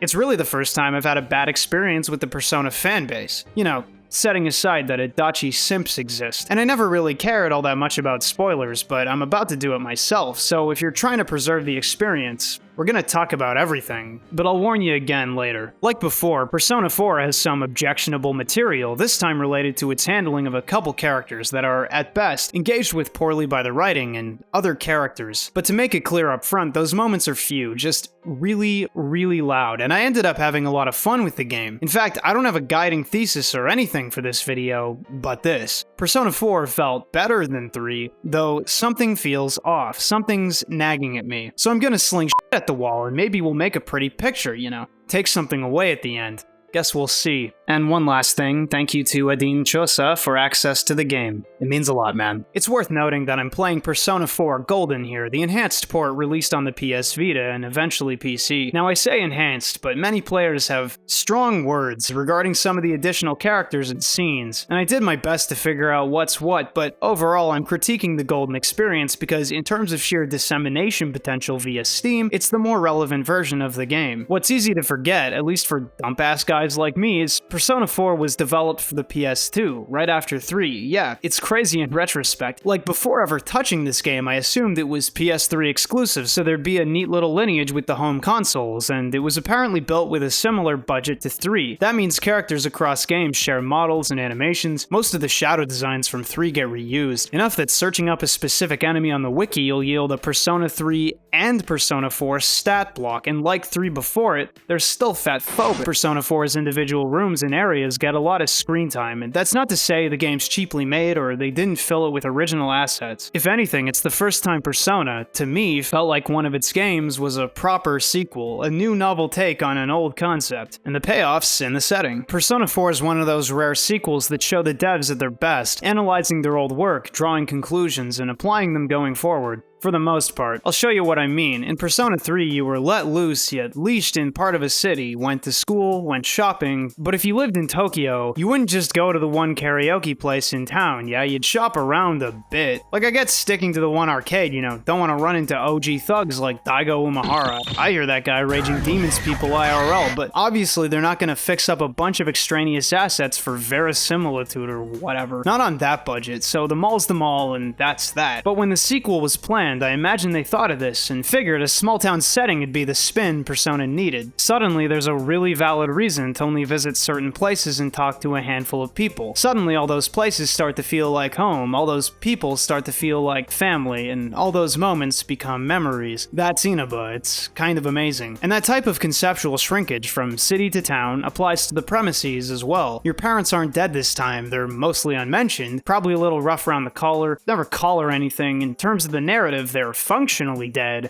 but they're not dead. Important distinction. You're still uniquely powerful, right? Immediately capable, versatile, silent, the sister complex kingpin of steel. What the f? Intentionally left void for the player to fill. You don't need to face your evil half to access persona power, because you Narukami, have no crisis of character, because the character's blank. The antagonist isn't some grand existential threat this time, you're not ending depression, it's a small-town murderer, the danger is contained. And so every element is made more intimate, every problem more immediate, and every success more impactful. It complements the drama of the plot very well, and over the course of 80-some hours, transposes you like very few games do, directly into the setting. And everything else is Persona 3. You play day to day, do what you want with your time, manage your social links, your social stats, your teachers, whoop. No. And play the JRPG when it's available. And sure, there's little tweaks to the greater system, things we'll talk about, but overall, any Persona 3 player will instinctively know how to manage 4. Regardless of any similarities, it would be a bad look to rerun the same story, so a lot of the rules were changed. Most plot differences between entries are contrivances, right? Things that simply are, so the game can happen. Like in 3, the school turned into a gigantic tower at night, so the player had something to deal with and level up in. And you can't do that premise again, so in Inaba, there's an evil TV channel. Not really, it's just funnier that way. Called the Midnight Channel, available only at midnight, and it tends to show troubled townsfolk acting strangely. Why does this have big hate crime energy? People who end up on the Midnight Channel wind up dead. This all happens only after multiple days of rain and after fog sets in. Also, persona-sensitive people can crawl through TVs into the Midnight Realm. Okay, this is, without an ounce of hyperbole, the single most high-concept, incomprehensible plot setup to anyone older than 50. And I've played a lot of weird anime schlock, okay? Not that this is schlock, it's just a bit of a mess. And it makes total sense as you play the thing, it's intuitive enough to grasp, but sometimes people I know watch my videos, normal human beings, and I think they're worried. You know, a lot of Persona 4 is weird, but Inaba isn't, so let's start there. It's a brilliant setting for a JRPG, just a small town in the countryside, and it's something you don't often see in games as the whole of the setting, right? Most of them span regions, worlds. It opens up a lot of unique opportunities and interesting design potential. I love small towns. Lots of stuff happens in small towns. Like nothing, which is perfect for a young social recluse to hack Pokemon Platinum and play Twooey. Even when I taught in Korea, the city I stayed in was a lot like Inaba, just a little bigger, caught between old world tradition and corporate era expansion. There was even a department store just like Junes, and drunk salarymen getting schmucked on cheap corner store shit. The nostalgia's hitting. It's a lot less glamorous than the big city, and that's reflected in the town's faces. I mean, seriously. Persona 3 had some funny-looking folk, couple weirdos, whatever, but so many. A P-Force characters from social links to shopkeeps to party members look like people. Dude's meme about that 5-head, but you tell me that ain't real. And that's literally just a young mother. Look, she even hates her kid. You don't want to talk about that time I worked at daycare? I know, I can hardly believe it myself, but you know, that is not a trope. Even the more bizarre characters capture that off-kilter undercurrent of small-town life, you know, the secrets we imagine about the most plain-presenting people around. The kind of things that become urban legend, like Happy Harry, the toothless bum. It's disarming, makes the player complicit with the more outlandish things like the old weapons shop. I really appreciate how they handle the aesthetics of the town, especially in comparison to 3. Originally, I described the city as having a smooth appeal, and for the sequel, where so many things come under the microscope, where conceptual shrinkage is the prime directive, effective. The grain in every texture is made visible. They've highlighted the hundreds of details that make up any single shot. It's a lot more visually busy, but you're meant to absorb the city in full. It's such a smart way to handle art direction with the general change of course between entries. And all that gritty realism, that grainy charm is offset by this opulent, blaring graphic design.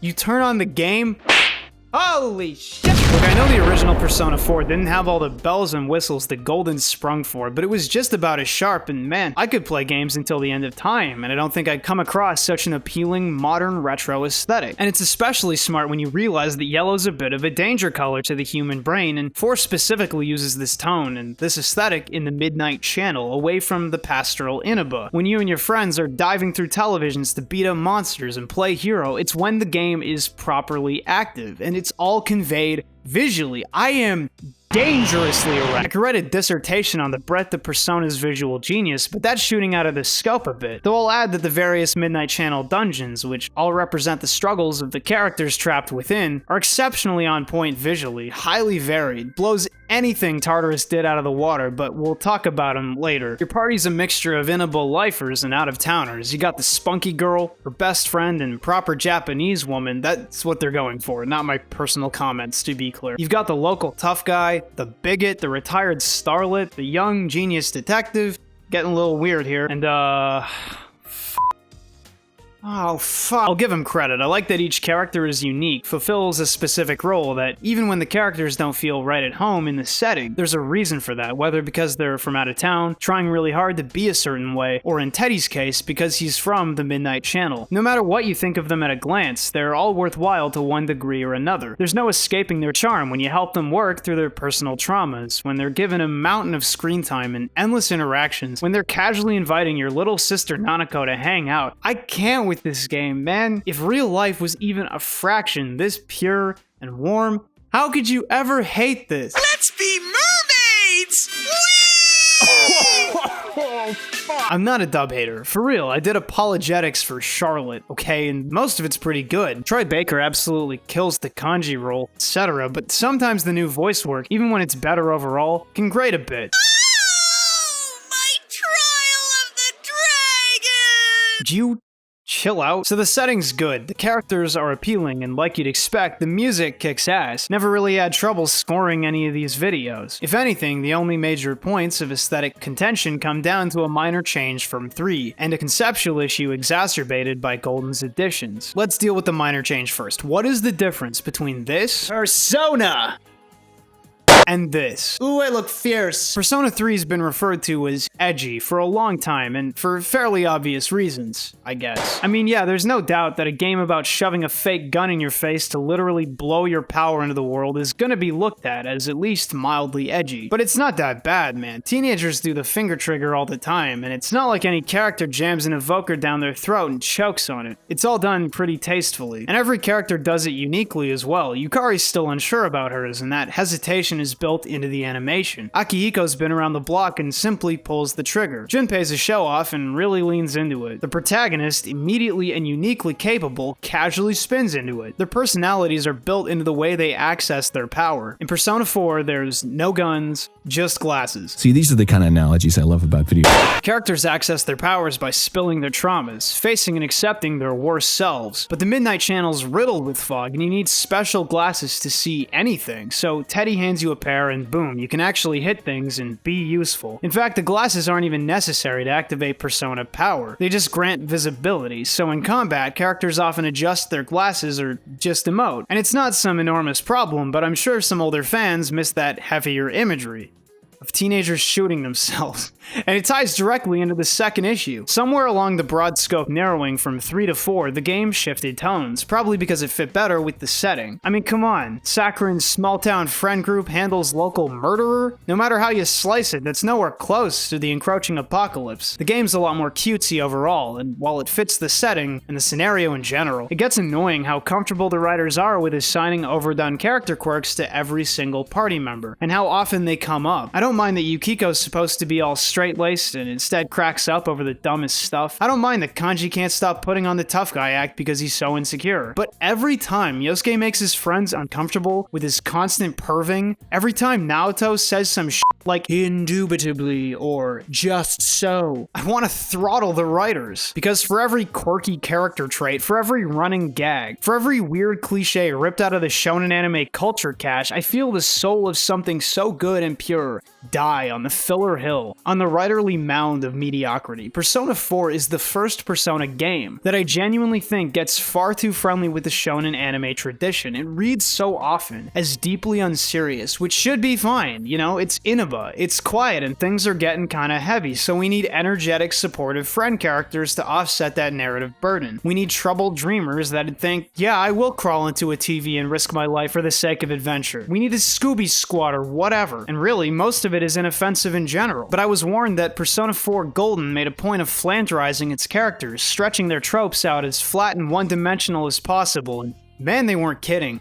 Only people have human rights. At least it's funny. Still, it's mostly palatable, and many additions were helpful. Since we're already talking about Inaba and its inhabitants, let's move into progression, social stuff, and time. You advance in Persona 4 in the same way as 3, but time is slightly stricter. That's the short of it, and it's palpable, even considering Golden's additional calendar space, so you're forced into a walkthrough if you want everything, and frankly, like I said before, I don't think that suits the spirit of Persona, or the ways it makes players reflect on themselves and their place in the world. And it definitely doesn't fit the idyllic setting. It's a valid way to play, mind you, but Inaba ceases to be yours when the walkthrough is at the wheel. I mean, when did role-playing stop being the draw to RPGs? Is it just about ticking boxes, upping numbers, collecting shit? Look, you might get to embody a 6-foot hot boy in-game, but you don't get another chance in life, so make the most of what you got. This video is sponsored by Buttaholic. What have I done? Progression is so much stricter because the number of social links is increased, particularly in Golden, and 2 additional social stats were added as well. In 3, social stats dominate a lot of the player's time early on, depending on how they're playing, I guess. And in 4, the issue is compounded by several aggravating factors. First, they took something simple and complicated the whole process, right? Before it was movies, karaoke, the arcade, cafe, library, a lot of really clear and easy options to boost points. 4 gives you a few study locations for knowledge, but many of the others lack immediate and consistent boost options, either because you need to unlock jobs to up one stat high enough to take another job to max a stat quick enough to have time for social links, or because you're stuck reading books with no immediate payoff that suck up multiple time blocks with no guarantee of a stat level up. It's frustrating right away because unlike 3, there's no obvious flowchart for these things if you've never played before and refuse to follow a guide. It's nice to include jobs though. I worked a ton in high school because I had to make sure I could pay off my degree I'm now making expert use of. It makes sense you'd work young in a more traditional small town with fewer opportunities, and it gates some of the more esoteric social links too, freeing up time for your immediate friends and family, which I think is helpful. The game occasionally trickles social stat points to the player during social links. Occasionally a character will study with you, increasing your bond while boosting knowledge. And if you stick to certain books like the study guide, grinding social stats becomes much more efficient. It's just hard to get a grasp on. So the first time player probably doesn't know what's best, tries as hard as they can, and ends up inefficiently mixing social link time with social stat boosting time. And that's not a problem on its own. The player still owns their playthrough. They still have choices. But I imagine it sucks for the people who didn't realize that several social links are time sensitive in a game that makes a point of competing for your time. So, hope you ground up them Nanako, Dojima, Adachi, and Marie links in time, or you know, suck farts, dumbass. You idiot. You didn't know something? What the hell is wrong with you? It's even more frustrating that the Nanako and Dojima links in particular require high expression and courage at different points to efficiently work through. And with the time crunch, it's rough. Man, the game knows it's on a strict schedule. It knows this, and frequently whisks you away to a campground, or a vacation, or worse, free labor for Yosuke, so it can do a comedy routine or a character building moment. It knows you can miss maxing important character links, and Dipshit the Hedgehog will still call you up asking for help at his store, to which you obviously refuse, then get pressed into service by the game anyway. Why'd you even offer the choice? Why am I not getting paid for this? I get that it's supposed to be endearing and give the characters more room to act, but even Ebihara's first date doesn't take up a time slot. You're telling me Ai Ebihara is more worthwhile than Yosuke? Okay, it's true, but you shouldn't say it. So how are the links? I mean, a lot of what you'd expect. More compartmentalized sub-stories, and a lot of them get eclipsed by the general plot because, hey, murder mysteries are interesting. Again, not commenting on all of them because I don't think there's systemic value in that pursuit, but Some are really cute. Nanako is the purest child I've ever seen in a game. I actually really like the character. That's new. It's rare for a kid to be voiced that well, portrayed so endearingly. Huge win. Huge dub. Dojima was rewarding to work through as well. Troubled dads just come off as infinitely more sympathetic than any teenager. Like my friend group IRL is headed to this in 10 years. Rest in peace. It's important that these are plot characters. I wanted to get more out of them and use their social links to do that, which is probably the ideal use of the system. So many links get started because, well, I got nothing better to do, or I was already here, or they look neat, and that's not nearly as compelling. Adachi and Marie both have links in Golden, and they're both fairly important characters, Marie being an exclusive addition to Golden. I also took these links when I could because they were relevant. I guess I got the sense that I should get as much from them as possible because it's a murder mystery. I don't know who's getting killed next. I want to know what's going on with the relevant players, and like Derek the soccer guy and the pedophile nurse probably aren't involved. I thought Shoes was interesting because I imagine he's going through what a lot of the weirdo, gifted burnout kids playing this are, but otherwise, most side characters didn't really strike me. Except Ai Ebahara. This character gets memed a lot, and frankly it reminds me of the Yukari situation, like, dear God. This femoid didn't immediately slort my And yeah, she comes off rough out of the gate, but it's one of the only links, and side characters for that matter, with any degree of nuance and personality, who change and grow in a way that almost feels organic. Their link diverges into two paths. You can actively screw it up. It's challenging, like actual people. And in a game that's not really interested in your input, it's kind of nice. It's the connoisseur's link. Stay pissed, boys. Now, the party links are important because they're parceled with really potent mechanical benefits. Yosuke, Chie, Yukiko, Kanji, Rise, Teddy, Naoto. These links boost their corresponding personas' levels, grant new skills, and eventually evolve their personas, and a second time in Golden with 11th rank links, basically. They're made to be important, and that's great. Yukiko, Chie, Teddy, and Rise get to go on their little arcs, become better, stronger people. I don't have a lot to say because they're only meaningful if you experience them yourself. So I'm gonna take this time to bitch about Yosuke and the writers. Yosuke's a somewhat sympathetic character. I don't think he's all that bad, really. His whole purpose is to be protagonist number 2. Speak for the player because they're silent. But there's this other guy in your party called Kanji who's got some conflicted feelings about his sexuality, and they're made manifest on the Midnight Channel for everyone in the party to see. So naturally, Yosuke is really kind and supportive to this troubled young person. Hey Kanji, are you still gay? You're still gay, right? I don't know about all that gay stuff, man. I'm pretty uncomfortable with you shoving your gayness down my throat. No homo. Hey Kanji, would you be offended if I called you my fruit basket? Kanji, stop acting gay. Gay. Yeah, it drives me insane. You can comfort the guy yourself, but the game makes you complicit at other times. It wants you to be in on the joke, especially when all this is coming from Yosuke, player 2, basically, and it just ain't funny. It sucks so much. People get pissed about Yukari calling Junpei stupid enough that he got mad about it and told her to stop. Y'all better be ready to burn Yosuke at the stake. Even in his link, he doesn't apologize for this stuff. Even by the end of the game, he doesn't apologize. It sucks so bad. It's worth noting that there's something of a push to rehabilitate this character because of a lot of conjectural factors. Things like scrapped content involving Yosuke having a crisis of character, as it were, regarding his sexuality. And yeah, that evidence exists, but all we have left is this product, and that's that.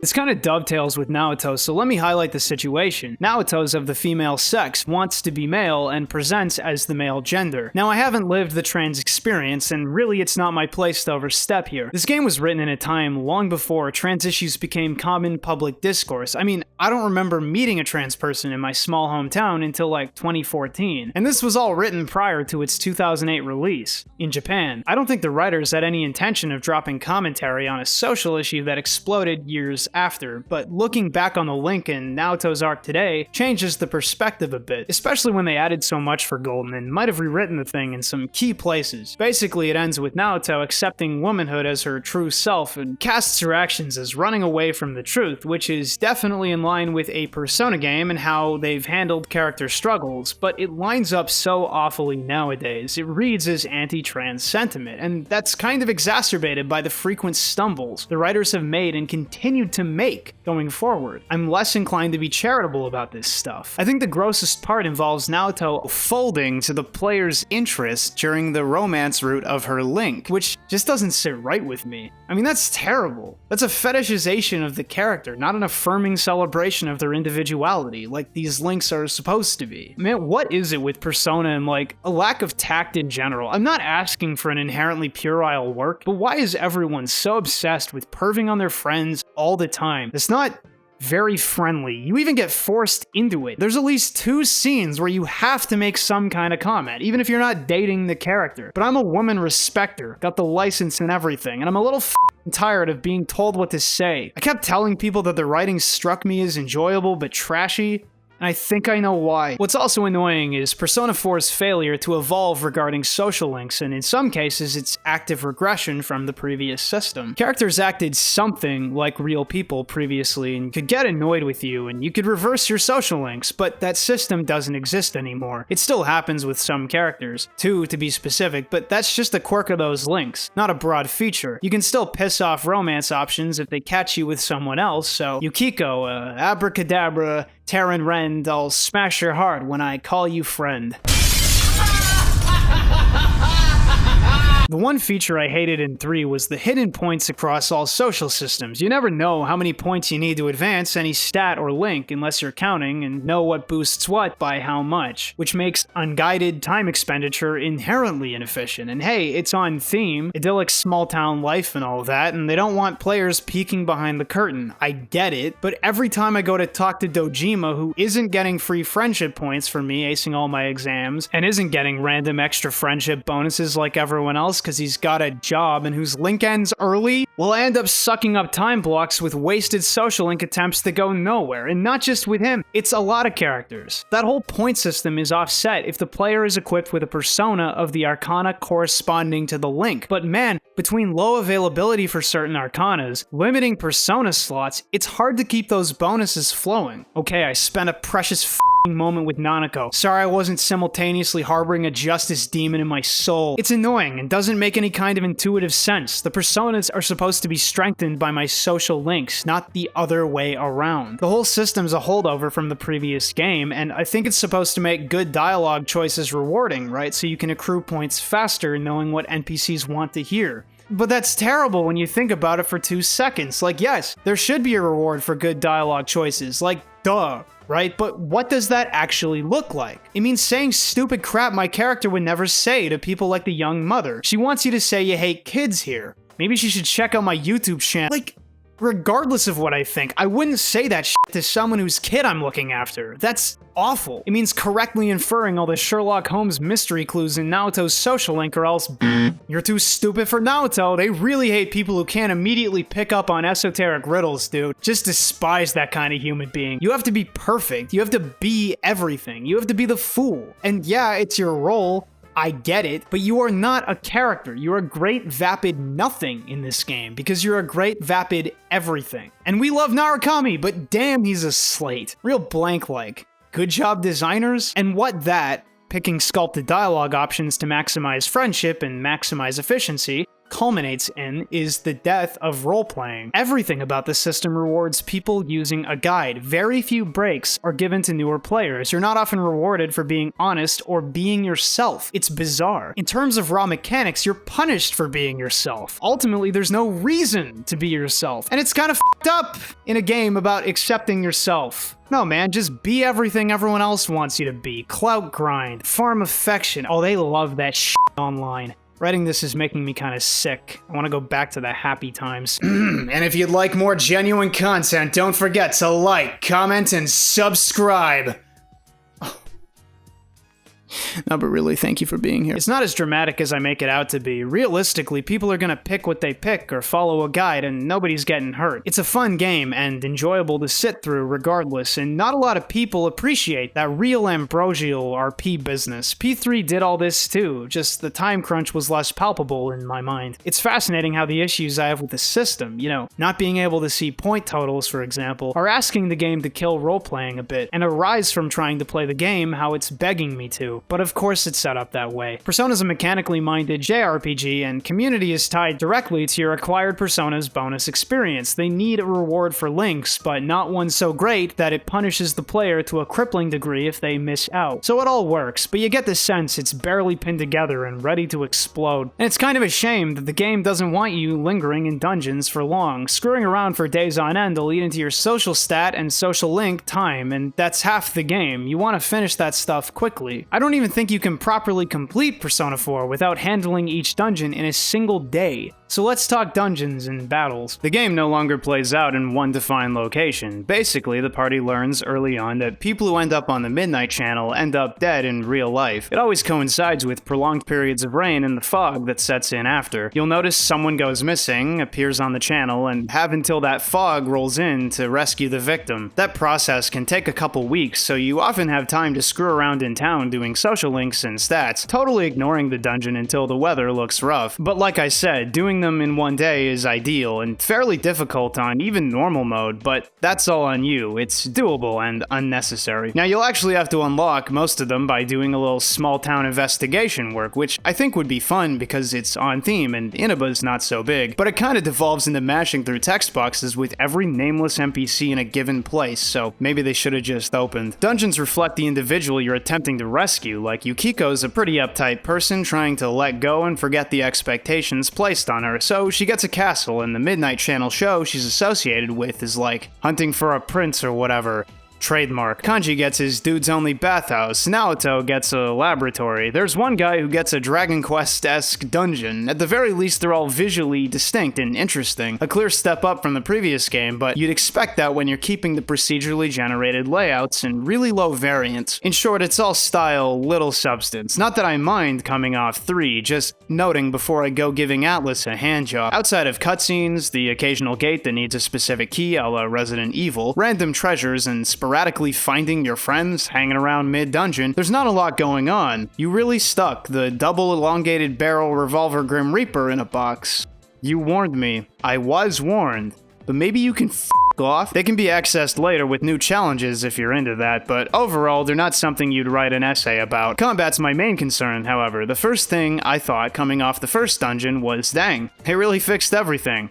Just about. You still game over when the protag dies, and I still think it's totally idiotic regardless of its narrative value. It just makes the game less enjoyable. That's all it meaningfully contributes to combat, and in a game with swingy turns no different than P3 before it, gets annoying sometimes, so you plan around that and pray you don't get crit. But the system's less swingy in general because action parity is no longer breakable. For people who don't know what I mean by action parity, I'm referring to how many total actions either side has access to in a given turn. And in 3, action parity was constantly breaking in somebody's favor because being knocked down forced the downed character to get up and miss their normal turn, like a one-turn stun. In 4, getting up doesn't waste a turn. Being downed only opens up the potential for getting dizzied and taking extra damage from certain attacks, and if you're the enemy, greenlighting an all-out attack like before. But the system's still broken in the party's favor, as it should be in random battles. You get all kinds of incidental benefits thanks to social links, from free attacks after an all-out attack, extra damage thanks to Risei, free knockdowns, free weakness scans, help getting up. A lot of additional stuff was tacked on that directly rewards the player for being a good friend, and I like that a lot, especially because they add to the drama, the ebb and flow of battle that Persona 3 captured so well on its first pass. They even allowed for party control, which I get probably sucked for the narrative designer, but it only made the thing more playable, and that's really the best case scenario. The only counterweight in the enemy's favor is the general increase in complexity. Enemies have more varied and devious ways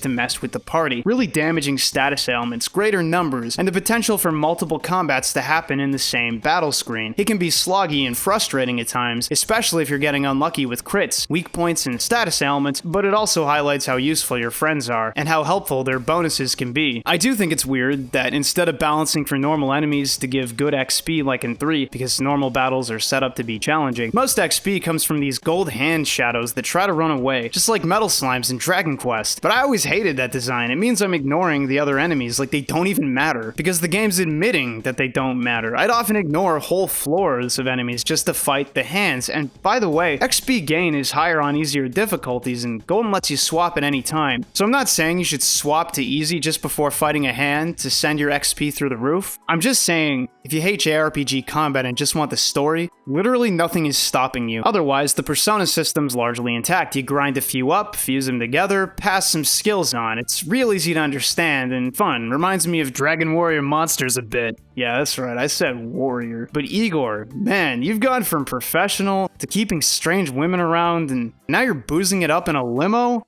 with 2 women?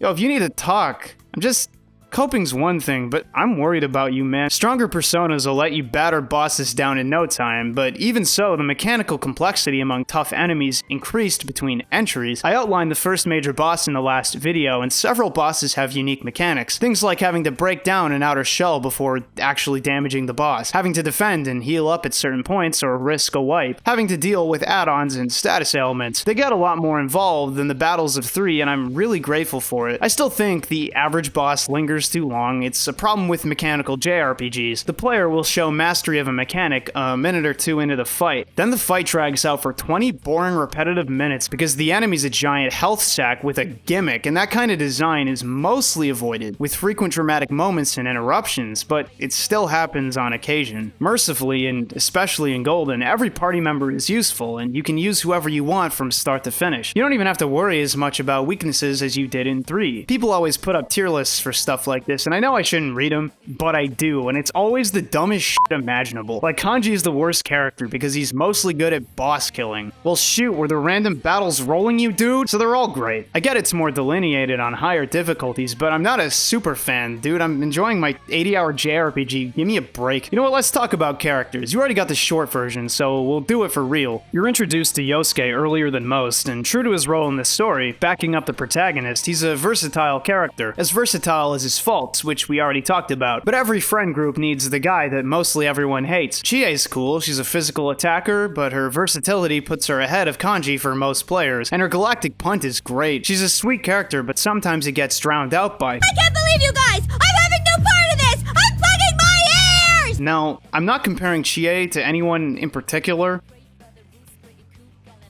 Yukiko's relatable enough. I mean, not the heiress to an ancient inn thing, and definitely not the good spellcaster and mass healer thing. Most people only ever dream of doing one of those competently, and lots of people have all kinds of other problems, like being short. She complements Chie's shrieking well, though. Teddy's a character who— Rise's the character I keep forgetting about because she's a more versatile Fuka, and the game really wants you to feel good about yourself, so it hurls this mewling child at you and makes her real affectionate towards the protagonist. That's bait, and I ain't taking it. I bet she snores. I bet her reading comprehension is awful. I bet she counts ants. I bet she's weirdly bigoted about something totally incomprehensible to a normal person. I bet she eats puzzle pieces. Kanji's 15.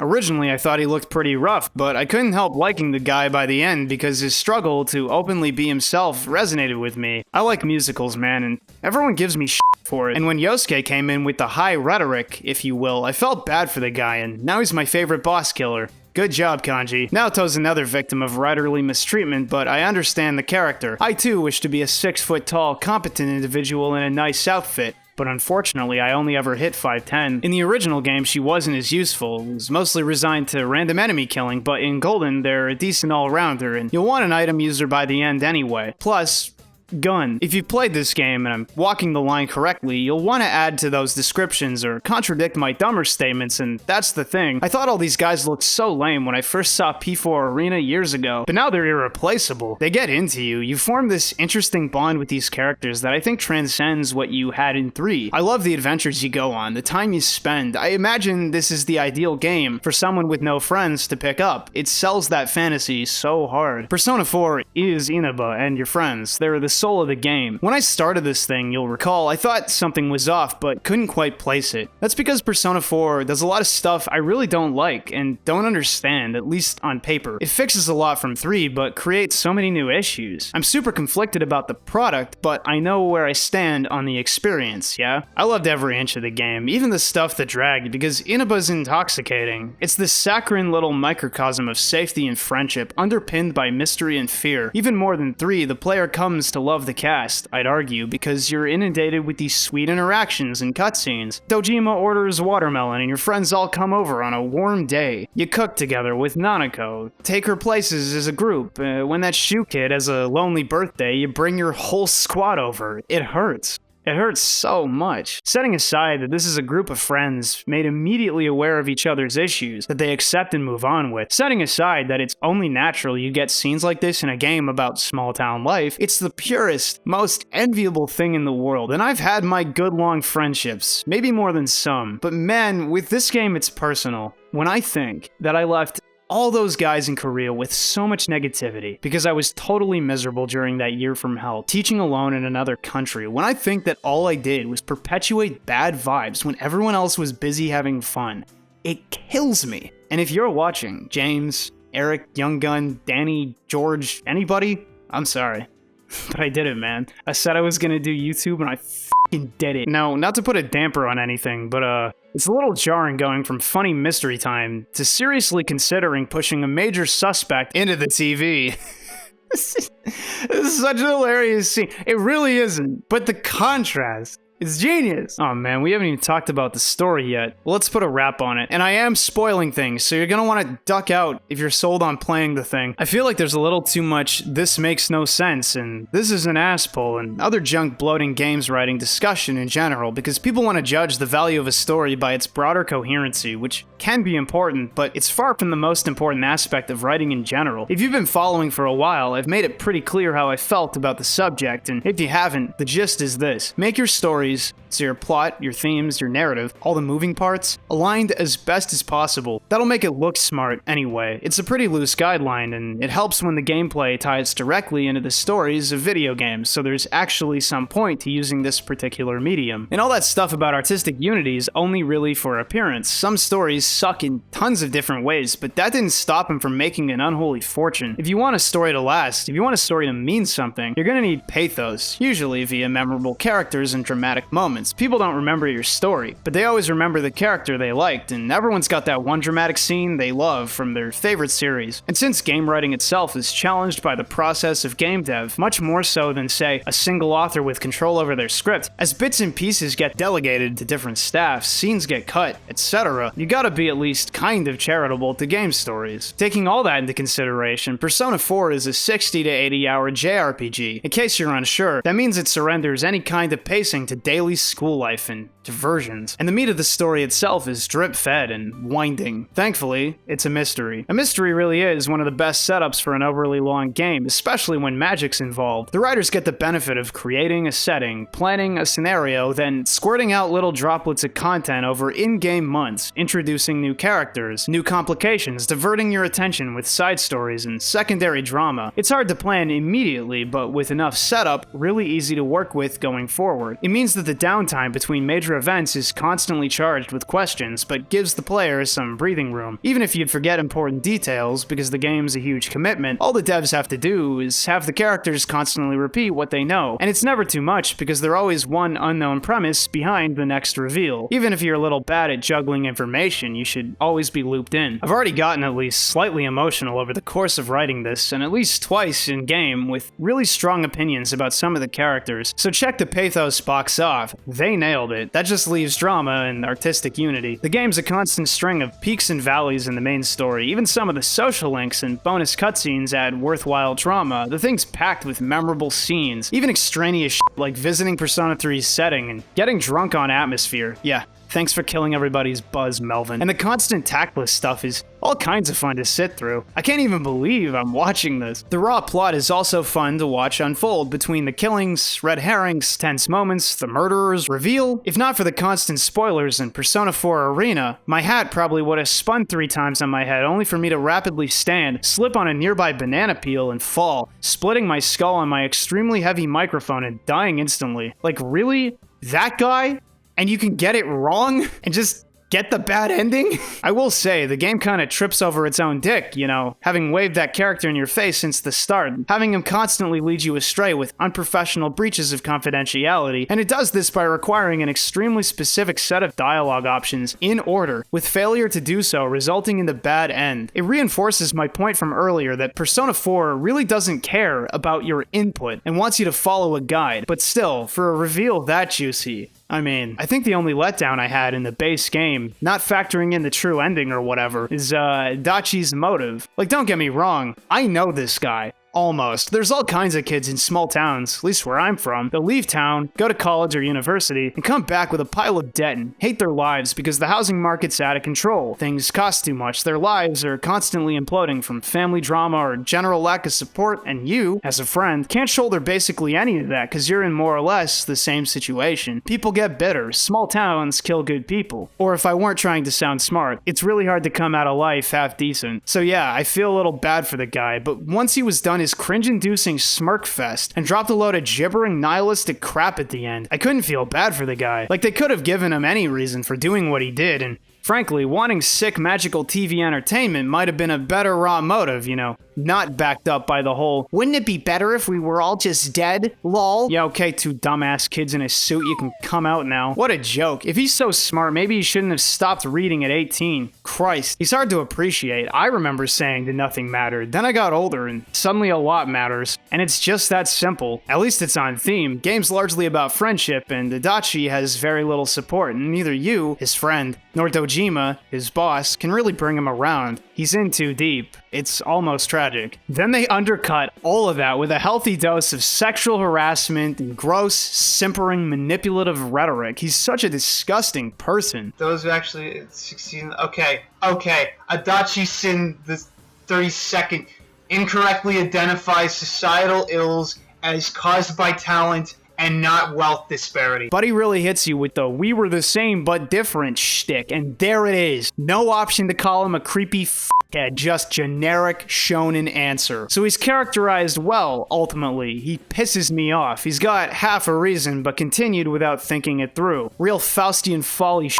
And he could have been saved at one point, but by the time the story rolls around, he's just too up his own ass, and you can smack him around pretty unsympathetically. I guess my only issue with Adachi is his reasoning, really. It sounded like it came from someone a full decade younger. Now, P4 has multiple endings. The bad, the good enough, and the truth. So to clear this up right now, I think the game ends just fine without the true ending. It's a little quick, but it's enough to cap off an adventure, largely about making family.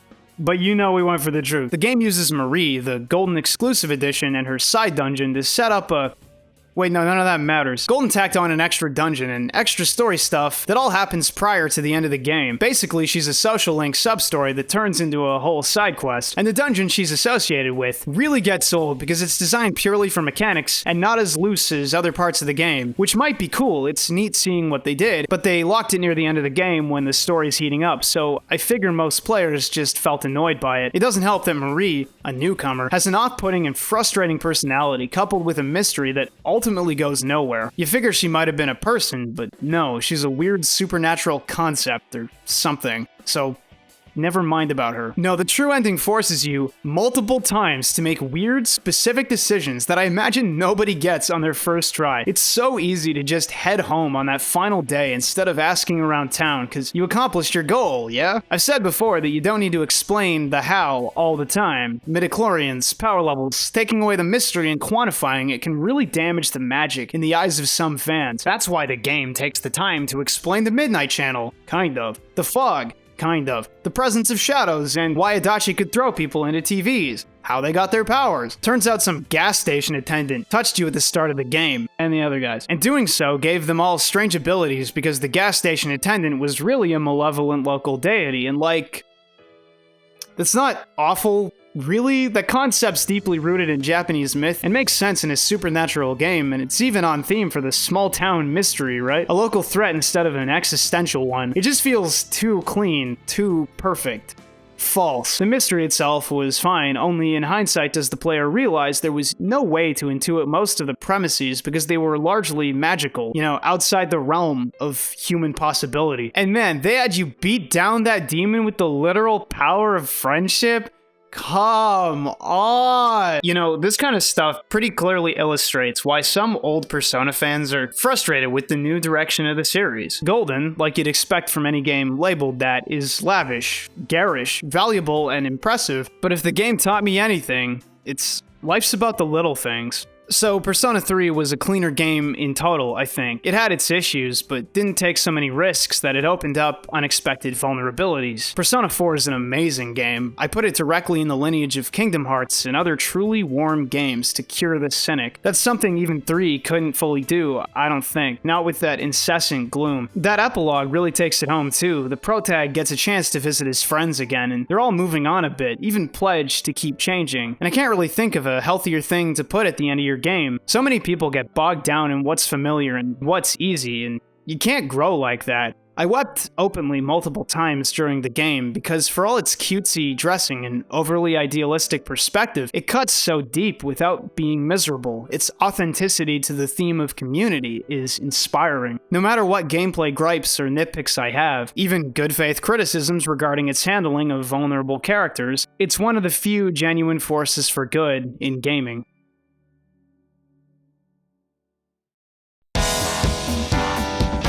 Of all the games to give me a brain shake, I didn't think it'd be Persona 5, 2016's breakout JRPG Omega hit. I mean, really, it was smothering. What other half-decade-old game still gets new Instagram memes that spoil you on the villains? Shoutouts to the Persona community for that. It's not the kind of game I review, it's the longest Persona game. Thing's a behemoth, and normally, I don't have that kind of time, but thanks to an IV drip of pure Colombian blend and a total forfeiture of my freedom and time, we're finally sitting at the top of the skyscraper. Ragged. Persona 5 itself is too much. Royal is more. This game sucked the weeks, months off people's lives like it was nothing. Roped a whole new generation of fans under the Atlas umbrella. It took a shot at bridging the gap between Persona eras. Made the money! It really feels like P5 tried to be everything, and it worked. Shoot, I watched my wife play the original version. This thing came into my home.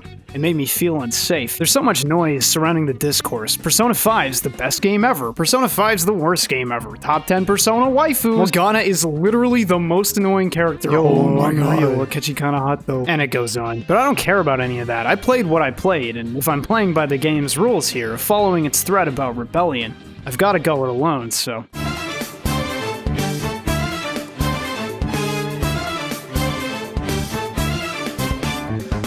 Like the rest of the series, I'm on the enhanced version, Persona 5 Royal, with all new characters, a whole extra month of playtime, lots of stuff, and a ton of little aesthetic changes, quality of life additions, a second shot at localization. And it's easy to take that stuff for granted, but I want people to know.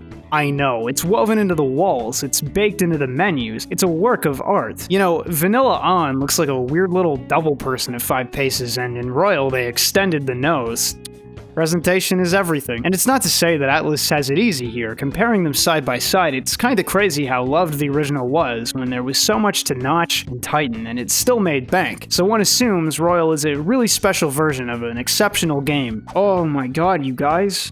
That's so funny I forgot to laugh. I don't think P5 is a stroke of godly brilliance, per se. You can actually quantify a lot of the good. It supports systemic and narrative coherency, or in non-douchebag terms, works together real good, for the most part. Between aesthetics, mechanics, and narrative elements, everything feels right, aside from the few questionable bits, but that's besides the point. I use the term opulent for Golden, but man, Persona 5 brings me to tears. No, it's not on that 30k terafart tech, but it's absolutely laced with diamonds. You can smell the money they ground up and fed to the content machine. The game is expansive, clearly, and they pulled a total overhaul on the proper JRPG segments from dungeons to combat. And the budget is actually important here. It allowed the team to do what they couldn't in 3 and 4, provide interesting dungeons. It allowed the team to render the traditional SMT and Persona demons as enemies instead of those boilerplate shadows. And it must have been a pain in the ass, I don't want to be the guy who's got to model the mean green peen with a glossy sheen, but the rewards are clear. The game no longer feels budget. It's gone back to its roots meaningfully and simultaneously honored the work of Kazuma Kaneko, who, like, here's one of that guy's drawings. I'd say this one's pretty good, no issues detected. So between a darker immediate tone, Kazuma Kaneko's designs, the reintroduction of guns into regular gameplay, damage types not seen since the first game, a meaty expansion of the system mechanics, and a verifiable epic of a plot, lengthwise anyway, Persona 5 is a celebration of the series and its history. It's a powerful thing to convey visually and to experience as someone who played the games from start to finish. So let's get it finished. What struck me right away, even more so than 3's explosive intro and 4's string of paranormal events, was how many moving parts the opening hour makes use of. I know the intro is different in vanilla, but if I preface everything with that, I'll write it 30 times and we'll be here all day. Thanks for understanding. When I say moving parts, I mean how many actors, questions, and premises hit the player at the same time. We're talking thievery, starting in medias res with a squad of buddies, shadowy transforming monsters, mysterious red-haired ally, a traitor to your group implied off the bat. The cops are bad. I'm kidding, we already knew that. You were accused of a crime unfairly before any of that. You're being interrogated by a prosecutor. You enter the Velvet Room again. Welcome to my Velvet Room. Igor, you sound a bit different, my friend. Mysterious phone app appears. You're seeing demons, new life, new school, new guardian. Everyone's f***ing mean to you. This amount of noise is insane. It's actually not a terrible storytelling technique. The player's capable of inferring how these things interlink, and it helps the players who might not get hooked by the Japanese high school setting to imagine what might happen. And every major plot element might as well get rolling ASAP. I love how it works well narratively with the interrogation sequence, like you're being forced to recall these things you haven't experienced yet, basically simulating the brain fog caused by the truth serum injection. Or I have brain fog and that's hogwash, beat my ass in the comments. So you, tall kid with the goofy glasses, seriously, drip it the f*** up, bro, are stuck on probation in some old guy's coffee shop attic. Society's given up on you. Nobody wants you. Everyone despises you. It's a mean intro. And considering that some powerful corrupt dude ruined your life, it's clear you're supposed to be angry. But the only way to prove yourself is being a model human. Which is great for a Persona game. Since 3, the meta's been about maxing your social stats, being the best guy ever, and solving everyone's problems, and this time you're not only taking on the burdens of similar societal rejects, you're taking on society trademark. It's just that you've got no way to get enjoyable revenge on your enemies. Yet. You mask up, awaken your persona power, and enter the cognitive realms of bad people that change their psyche by force. The Midnight Channel was pretty high concept because, why is it a channel? But 5's premise is at least understandable, if crazy. You're effectively entering another world via a magical phone app that lets you meddle with people's brains. They say heart, but they mean brain. It's brainwashing. You're brainwashing people. Now, normal people have shadow selves in the other world, but the really screwed up people, all the bosses, have palaces. Manifestations of their warped desires you gotta infiltrate and battle through to move the game forward. You get tutorialized twice in Royal, and it's probably because they didn't bother removing that segment from the first dungeon in vanilla. It's annoying if you're a real gamer, just a do-guzzling piece of shit. But onboarding an audience isn't the worst crime ever, especially with so many additions and systems. Any place the player would screw up multiple times could provoke the last straw, as it were, and it's helpful when dungeons aren't just about running and killing, right? The whole concept of phantom thieves is baked into the game, and you spend a lot of time sneaking and spelunking, even platforming, getting real intimate with the dungeon. Sidebar, I read a series of fantasy novels as a kid, and every time a thief looked for traps on a door, the author described the process as making love to the door. What the f*** was that about? Now that you're lost in the plot, it doesn't matter how the story goes, it's gonna hook people by design. All they've gotta do is drop a new character in, have a problem arise, have interpersonal conflict happen. Persona 5 can be a painful game with its use of tension, and there's at least 10 things to keep track of at any given time, hence its frequent vignettes and new perspectives sprinkled over the course of in-game months. And they need those angles because the game runs upwards of 100 hours. Man, I don't have time for this. Come on! So pull up your phones and put that noise on muffle, because it's time to get lost in this city. I imagine it's boring for some people to worry about setting. Who even cares? It's not the meat of the gameplay, so why cover it at length? Firstly, because the setting's half the gameplay in most of Persona's games. They want you exploring the environment and connecting to it. What's interesting about 5 is how little you can meaningfully connect by design. You're a social reject. Your character carries himself as such, blending in, withdrawn, and you move through this bustling, dense, claustrophobic city full of caricatures of humanity, bland simulacrums you can walk through, blank faces with happy smiles. It's almost unnerving. Appropriately so, mind you, for spoiler reasons, and for narrative purposes. After all, you and your friends are society's rebel few, and everyone else comes and goes with the tide. Though it is pretty funny watching the pals hunt down another Persona user in their yearbook. Like, who could it be? Who is the mysterious thief? Come on, dipshits, it's unmistakable. And yeah, there's hardware constraints involved here too. You can't represent Tokyo accurately without a pile of people, and rendering them all in 3D space would make any given place chug or tick up the loading times. Everything you don't want. I'm consistently impressed by how game devs find creative ways to tell stories with the solutions to their hardware limitations. But it's still a place that's harder to connect with than Inaba or the Bay Area of 3. It's not yours, it's everyone else's. It's too much, too often. It's a million opportunities, most of which get dropped. At least there's some kind of belonging in the quaint holes in the wall about town, but otherwise any ownership of the city comes from the memories you make in your social links and extraneous cutscenes. Which makes sense for a city. You're a fragment in time, a ghost of a shadow that lives in memories. Yeah, wow, that was really dark. The faces are more modern to fit with the setting, right? No more uggos, and no offense, I personally love the uggos because that's human, but they went out of their way here to fill the pockets of Tokyo with attractive and interesting designs. A lot of them scream mass appeal more than the Link characters of past games, and that's not an issue inherently, but it speaks to me differently. It feels more sculpted, like a Victorian garden, as opposed to the wild lawn of Inaba. 3 and 4 use deformed, chibi in-town models. Some of these are the doofiest shit I've ever seen, but we've moved on from that. We had to put down the pinwheel hat and put on the tie. Legends die in darkness. I guess that part of my appreciation for 4 got drowned out, but really, I prefer Inaba over anything these games have done because it speaks to me. It reads more human at a glance than the settings of 3 and 5. That said, I've been to Tokyo. Took the trip right after my stint in Korea because I spent barely anything except on food and kiwi beer. It's incredible seeing Shibuya rendered in 3D space, the colorful signs, the exciting streets. I mean, I bought my Marlboro figure here in Nakano Broadway. I think Tokyo is an incredible place to visit, and it definitely won over new fans, because isn't Tokyo the highest interest setting for weebs? Period? There's no shame in that, but thanks to the outcast factor, I felt more adrift in Tokyo than Inaba. It's not home.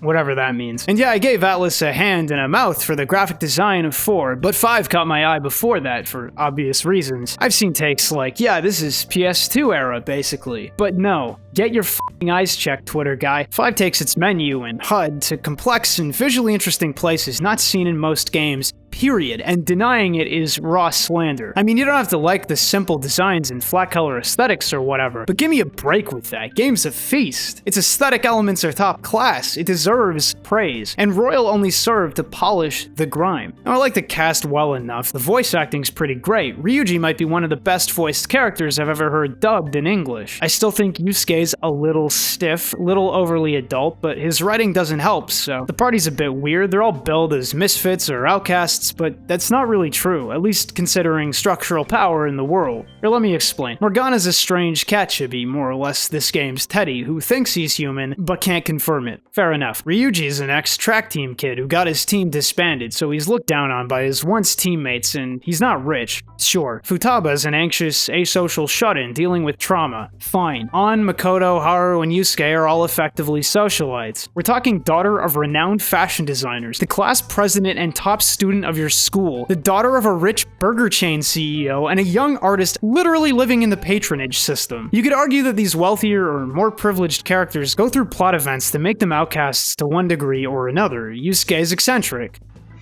Damn.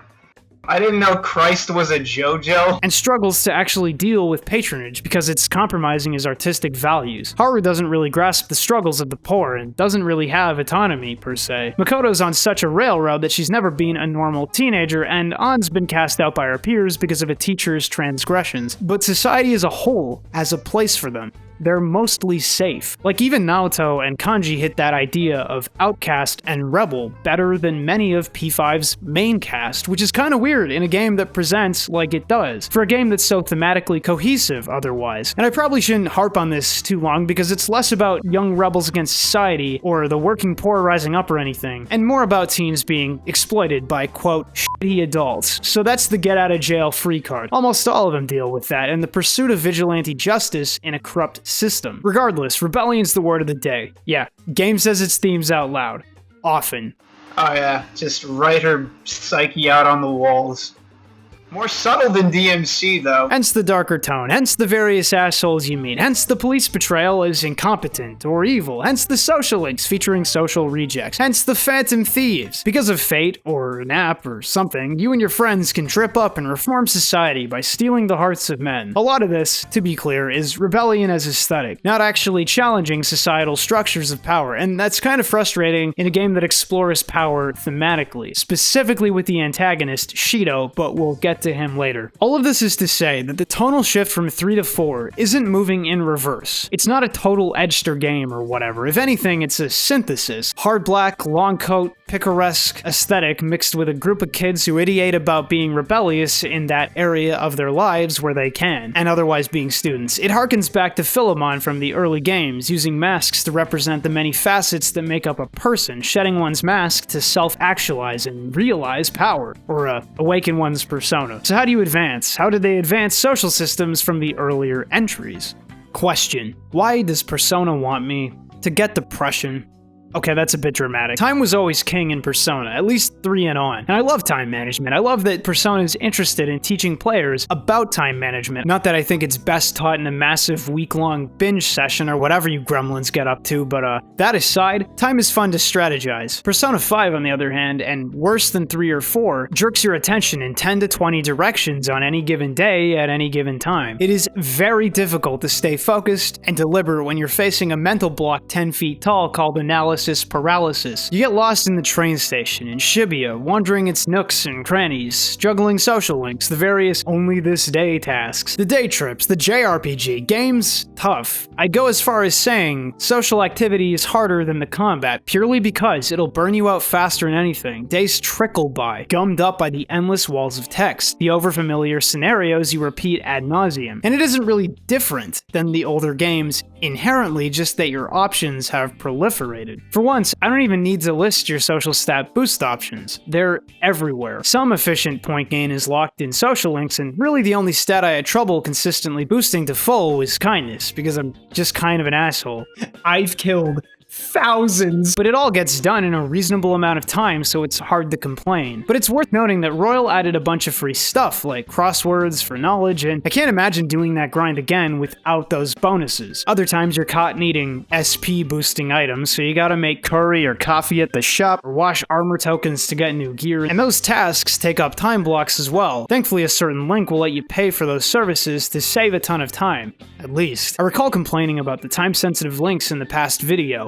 Well, thankfully, a kind person on Twitter DM'd me asking if I was aware of the social link requirements to unlock Royal's additional content month. Because believe me, I knew well enough to chat up red-haired girl, but apparently you have to max out real-life meme guy. Yeah, I salt that soup, you dirty bitch. And Akechi, everyone's favorite character. Now, I imagine almost nobody misses the Royal content, coming off vanilla. Like, obviously you want to see all the new links if you're a fan. They shove Kasumi in your face from the start, and everyone seems to love Dr. Maruki, but Akechi used to be automatic, and in Royal, he isn't. Makes sense, they wanted to flesh him out with the new stuff, let the player build an actual bond. But could you put that shit on the box? Akechi is, in the politest terms, a jackass elemental until the very late game, constantly poking around the Phantom Thieves, trying to put them away as the young ace detective, constantly implying that your actions are wrong, and always passive-aggressive. The least toxic trait a guy can have. This guy blows in and eats our food. I got one word for you, okay?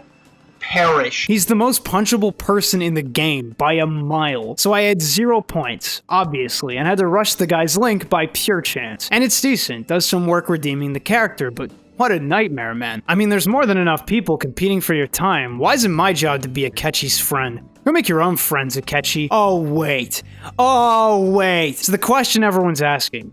What the hell's going on with the modern day social links? How'd the hardware, the budget, change everything? I mean, it really didn't that all. Well, not structurally anyway. It's not that social links were bad in the past, just that they contribute to the game pushing the player into a walkthrough reading play pattern, which isn't my favorite way ever to handle role-playing, and it does this, often, by requiring that you mimic a character's personality back at them with dialogue responses tailored to make them like you. Is there a term for this? Being manipulative, yeah, okay, we all tailor our responses in life, but aren't you tired of being nice? Don't you just want to go ape shit? You know what, man? I have some friendships that have lasted since elementary, that have lasted through my open neglect, because we're bigger than that. We've argued, we've had issues, and we're good. We coexist despite differences, and you can't do that cleanly in a game, no matter how much I want it, because then there's no role-playing. Every response is just fine, but I still think links could be a little more. Again, systems not broken, just consistently unchanged since the beginning. Except you can't reverse your links, generally. I mean, I finally said f it and dated almost every girl in the game just to see what happens. Turns out you get to feel bad on Valentine's Day, die, and face 0 gameplay consequences, so not much different than 4. Awfully brave of the teacher to show up looking for her high school boyfriend when some kids from her school are right there. What they did change is the stakes. Because you're a phantom thief this time, they put almost every character in a horrible situation, often involving family or work or crime. Things that highlight how screwed up society is, and they have you fix these issues by changing the hearts of the Link characters' abusers. Like you'll find the evil version of these jackoffs in Mementos, the Shadow Realm basically, beat them up and turn them into protein. No, I don't want to be protein! No! And that ability to do an incredible kindness for these characters with the combat half of the game helps build bonds that transcend dialogue options. In many cases, you save them from terrible fates. It's not bad. It's also worth noting that the links provide abilities for the combat half of the game, too. And while I think some of this stuff should be baseline, like the shogi player's party swap abilities, it's still a great incentive to check everyone out and a tangible benefit beyond just XP. In short, they dodged my criticism about role-playing by swerving that element and going for the gameplay narrative tie-in. Smart play. Now that I think about it, I haven't enjoyed a ton of the links outside of specific party members and like Hierophant. And I'm still there. So Jiro is great. Persona consistently nails older men characters, I'd say. There's no need to make them quirky weirdos or bad at cooking, lol. They're just good-ass characters. I love crying at the end of the game, bro. Let's go. Temperance, Kawakami, the teacher Link. Okay, I said my piece in the 3rd video about teachers, but Kawakami has a few points in her favor. She's a consistently likable character. She struggles like too many people I know, and she works hard for what she has. She doesn't try to romance the player character, she rejects him multiple times. Questions the scenario multiple times, tries to cut off the relationship at least twice. Eventually, you do something nobody could ever do and turn her life around. Yeah, I think the maid scenario is gaudy and gross. Hearing her call a grade 10 kid master makes me want to vom, but yeah, removing myself from the reality of the game, she's probably the best Link. But since we care about role-playing and the reality of the fiction, you're going to prison, lady! Wee-woo! Here comes the consequences of your actions! You know, a lot of the Links are fairly one-dimensional or openly insane. I get that these people feel powerless in the face of adversity, but some of them really need to call a lawyer. Seriously. And Links like the Shogi girl, I mean, did you really just say the quiet part out loud? That's beyond exposition, man. That's like soupsposition. The son, or politician Link, is interesting because I genuinely can't tell if they had to dumb down the political talk for a broader audience, or if 90% of the text is as vapid as it is because the writer just wasn't up and up on their politics, or if the producer stepped in. It kept bringing up young people are struggling and society is corrupt and all these broad ideas, which are true, but never touched on legislation or policy or anything concrete. And that's frustrating because, hey, this is your one clear chance, in an optional social link, to write something meaningful in a game about rebellion. And it's deathly silent. Actually, I've been pretty quiet about this game's more unfortunate elements. Persona always has a few tactless bits, so did they learn their lesson? No. No. No. Okay. Now, party links don't typically have the benefit of changing someone's heart in Mementos, and in that sense don't use or abuse drama as effectively as some of the normal links. That's fine, they all go through a lot over the course of their actual story arcs. Their persona awakenings and confrontations are a testament to that, but it leaves their links lacking in drama or urgency. Take Haru, for example. She frets about her place in the company her father leaves her, and takes her concerns to the acting CEO. And every anxiety is hand-waved like the issues were never there. It's the same with Yusuke, wondering about his future making art if he's forced to compromise his integrity for the sake of marketing. But by the end, he's allowed into the system with no real conditions, and everything's just fine. None of them really stand out to me as necessary or inextricable additions to the characters, but maybe I'm just burnt out on Persona. I can still see how these characters are appealing to different people, and the designs are great. I specifically like Makoto because she presents as unassuming, isn't a walking object. In battle, she's clad in armored biker gear. Her persona's a motorcycle. She has fist weapons. She shoots a revolver. She's suited up with all this stereotypical masculine iconography and isn't immediately drooling over the player like Rise. That's at least one kind of normal person. Let's go! Party links are necessary anyway because, like before, they give rise to new skills, personas, and passive abilities. They're the most rewarding in terms of raw gameplay payout. So social stuff, stats, links, etc. They're fine. In fact, some are exceptional, but the most fun I had was in the palaces. Here's palaces. Now you gotta remember that palaces are cognitive places where the rules of reality distort to perception. First of all, nice callback to 2 and rumors turning real, if that's intentional, I'm not sure. Second, it's why model guns work in dungeons. I mean, come on, they never show teenagers buying real guns, but since the enemies think they're real, they are real. Good cover, Atlas, that's plausible deniability. Oh, the kids aren't shooting anybody, it's all in fake! It's just cognition. The kids aren't hanging out in bars or dating teachers. Oh no, that actually happened. Cut the clip. I mean, I'm scared to look up the plot holes that come out of a premise like that. The world being shaped by perception implies so much, but since it's magic, you can rewrite the rules on the fly and nobody gets to whine because their complaints end up in a Reddit thread. It doesn't matter. Why am I talking about this? The palaces are stunning, from Kamoshida's medieval castle aesthetic to Madarame's glittering museum to the casino and cruise line. They're all beautifully rendered, enjoyable to platform through, explore, find hidden paths in. They're creepy. They all fit the distorted yet plausible design space well, with the castle really being the school, the casino being the apparently rigged courthouse. I like that they lean into fantastical representations of real-world places, like real life, but cool. That face when you will never be a Japanese high schooler with friends and the power to kill gods. They tend to be gated and filled up with puzzles, none of which are things I've never seen or experienced. It's very, yes, this kind of puzzle, like Golden Sun or something. Interacting enough with any given problem will usually push you through it, and that's not a criticism. At this point, I'll take anything other than randomly generated dungeon floors. And those were fine, but it's time to move on, yeah? The major benefit of Phantom Thievery, now that dungeons are more meticulous and last longer, is the intimacy you develop with this space through your actions. You sneak through segments avoiding enemies, you steal goods scattered on the map, and sell them later at your fence or a gun shop guy. Man, there's a contextual reason to back attack enemies. It's not just a mechanical benefit like before. 5 nails aesthetic so often really can't scream enough about how well chosen the Phantom Thief conceit was. This all culminates in locating the main treasure in a dungeon and pulling a heist, which will change the heart of the palace ruler. And that's only greenlit by sending a calling card. It means, aside from quality theming, that you're not allowed to complete dungeons in a single day, which can put the player's mismanaged time into crunch, but like the game plasters everywhere,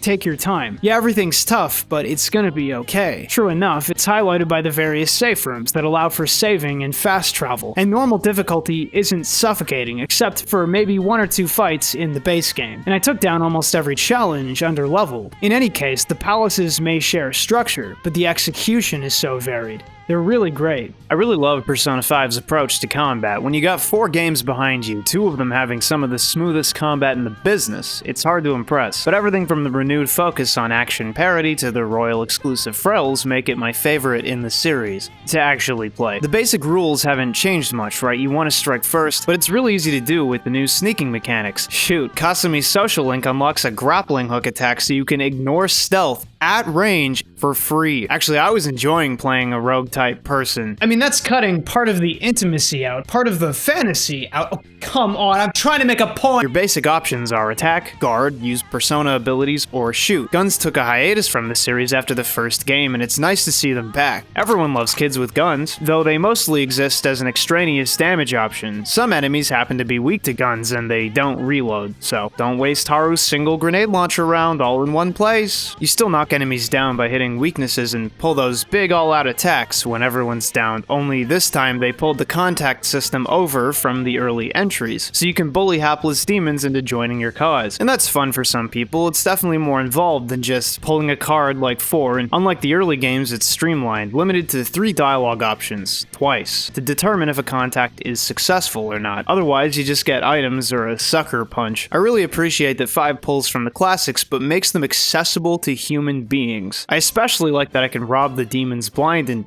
just murder him after. Yeah, that'll teach you f***s for eternal punishment. The major mix-ups are technicals and baton passes. Basically, you can hit certain enemies with certain elements while they're suffering from a status effect. Buddy's frozen? Smash him with nuclear damage, okay? Feared targets get technicaled by psychic damage. Whatever it is, it'll knock the enemy down. They're not always perfectly intuitive, but they work, and reward bothering with statuses, something I avoided through most of the games in general, most JRPGs in general, but it's not a system to rely on because, of course, status ailments can never be good lest they become one-button combat solvers. So technicals are a niche but enjoyable tool in the belt. Baton passes really get me going though. Remember when I talked about action parity in 3 and 4? In 3 you could take away enemy turns by hitting enemy weaknesses. The game proudly rewarded the player for paying attention to weaknesses and let you steamroll many normal battles and sub-bosses for free. In 4 they took away the ability to completely destroy enemies this way. They retained their actions and could simply stand up after being downed. Persona 5 keeps the system 4 put in place, but if you hit a weakness you can either take your extra action or pass it off to a team member, and it can chain until the whole party's gone if they keep hitting weaknesses. And each consecutive pass gets bonus power and other benefits. Now you can only baton pass like this so much in a given round of combat, right? You can't hold priority forever and deny opponents the ability to attack or anything. And to be clear, the late game really starts challenging the player's ability to do this with frequent high power single enemies, or enemies with few to no weaknesses. But that's how it should be. 3 can get excessively easy in places, and this system not only allows the devs to sculpt encounters and tailor difficulty with really small changes to weakness spreads, but it also directly converts your friends and your teamwork into mechanical advantage. Please always do this. In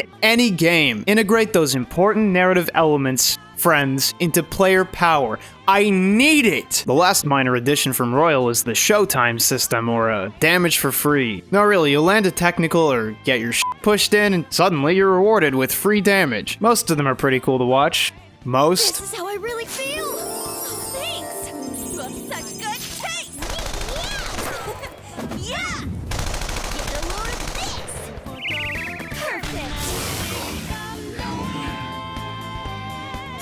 Look at Joker.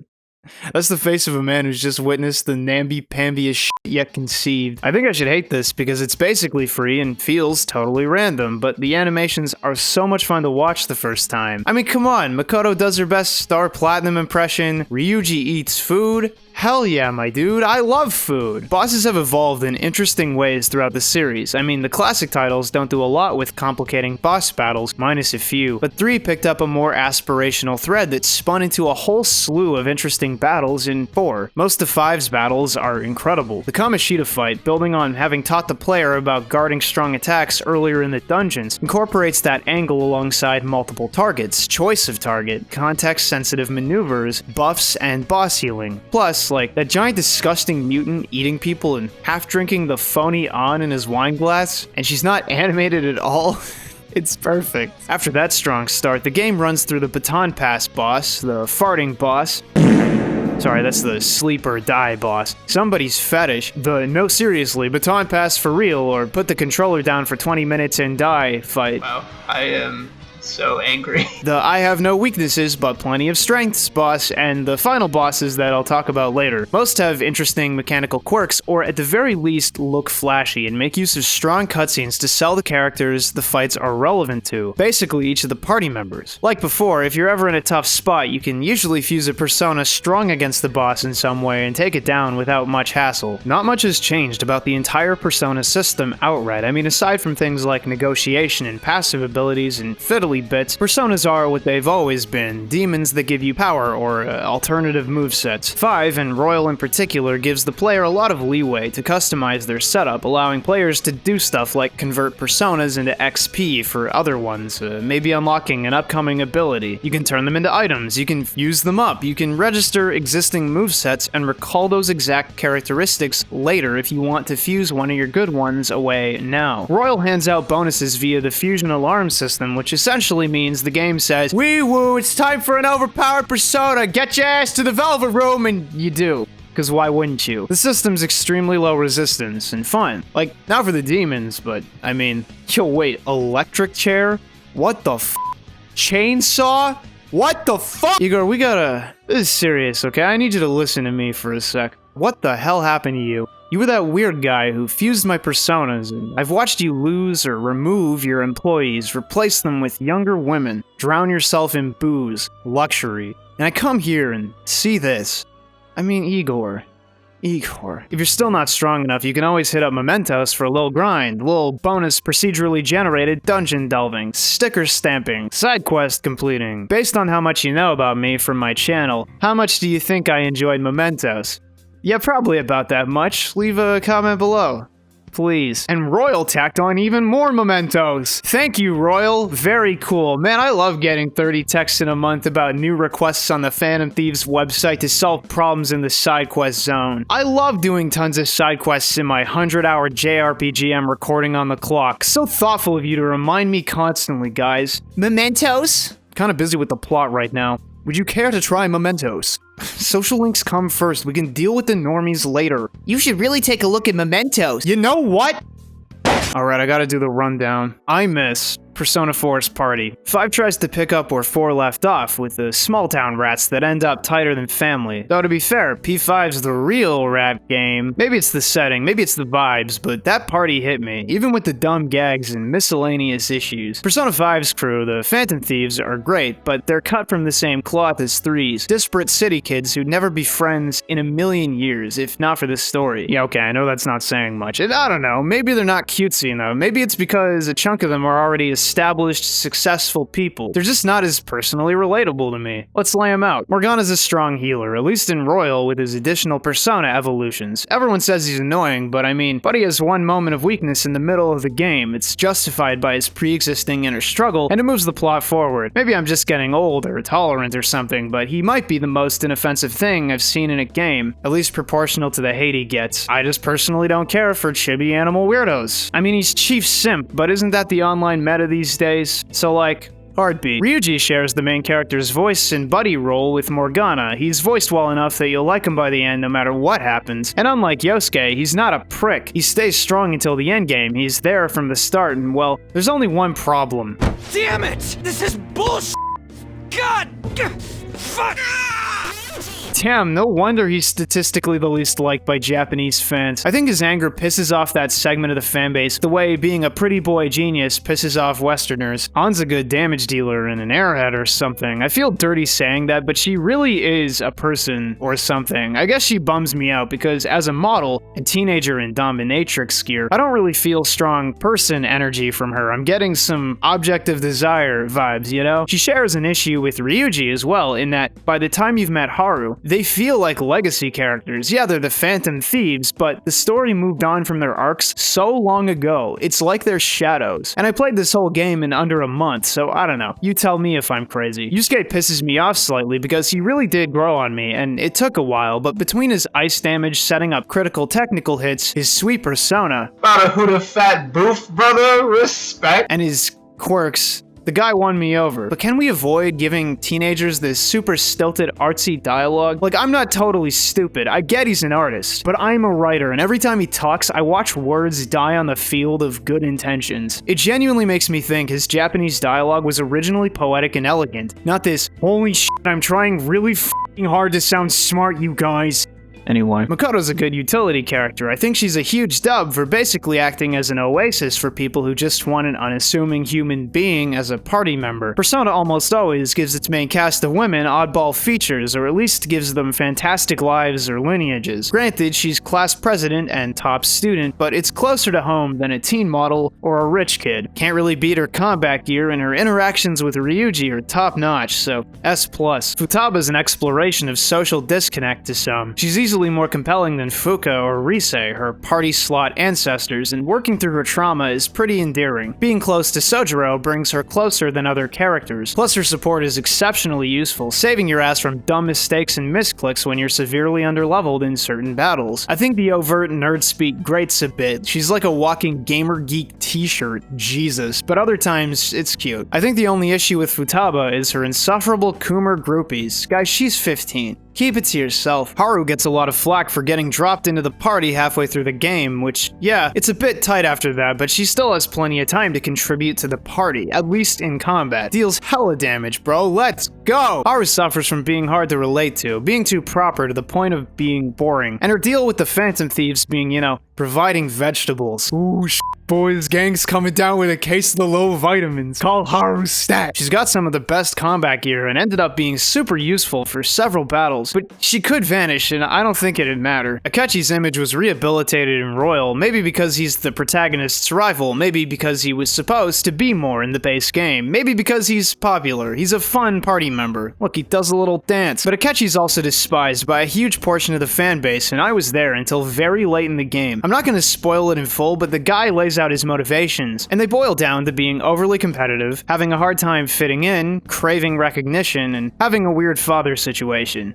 And like, will you shut the hell up and get out of my head? You don't know me, Persona. You don't f***ing know me. I understand this character more viscerally than anyone else on the menu. I've been there. So I don't hate this guy, but only because of Royal's additions. As an original Royal add-on, Kasumi's an interesting character, especially because she comes off totally flat. We're talking overly polite, cute girl, superstar athlete. She smells of Mary Sue. Oh, don't sit on the anti-homelessness measures bench. But the story veers in a completely unexpected direction that fits Persona as a series and makes her another interesting character to empathize with. I actually like that a lot about this entry in particular, even though the gang comes over and studies, even though you'll occasionally go on day trips, vacations, take a ton of group photos, I still never felt the same warmth of 4, that small town, tight-knit friends are family vibe. Can you really blame me though? Like, we go from Mickey Mouse to in the same scene. Yeah, I bet you all feel real stupid now. My interest is in how the game presents justice as a concept. I fundamentally don't believe in justice, at least the version of the word that gets clumsily tossed around in classrooms and family dinners. There's no universal rule for justice. There's no individual who can single-handedly enact justice. The judiciary system might suck shit to deal with, but it exists because there's no sole justice. And because it's an industry. It's a fluid idea, but people tend to crystallize their thoughts on justice pretty early and hold to them. Persona 5, more than the other games, asks you to examine your justice, what you're really trying to do, and why, if it's even acceptable. And that heady self-reflection, because it is a tough question, is compounded by characters who challenge your justice actively, while the game challenges you to empathize with them. I guess in that sense, it's a more rewarding party than some to come to grips with, but then I thought Junpei and Yukari both challenged the player in different, meaningful ways, so maybe it's just the honeymoon phase. P5's a dense game, and there's a lot to work through, and I saved the story segment for the end, cause hopefully we're on the same page now, more or less. So, my script is unhelpfully asking me to do an exposition skit. And to put it in the simplest possible terms, exposition tends to be when you tell instead of show. And that's the skit.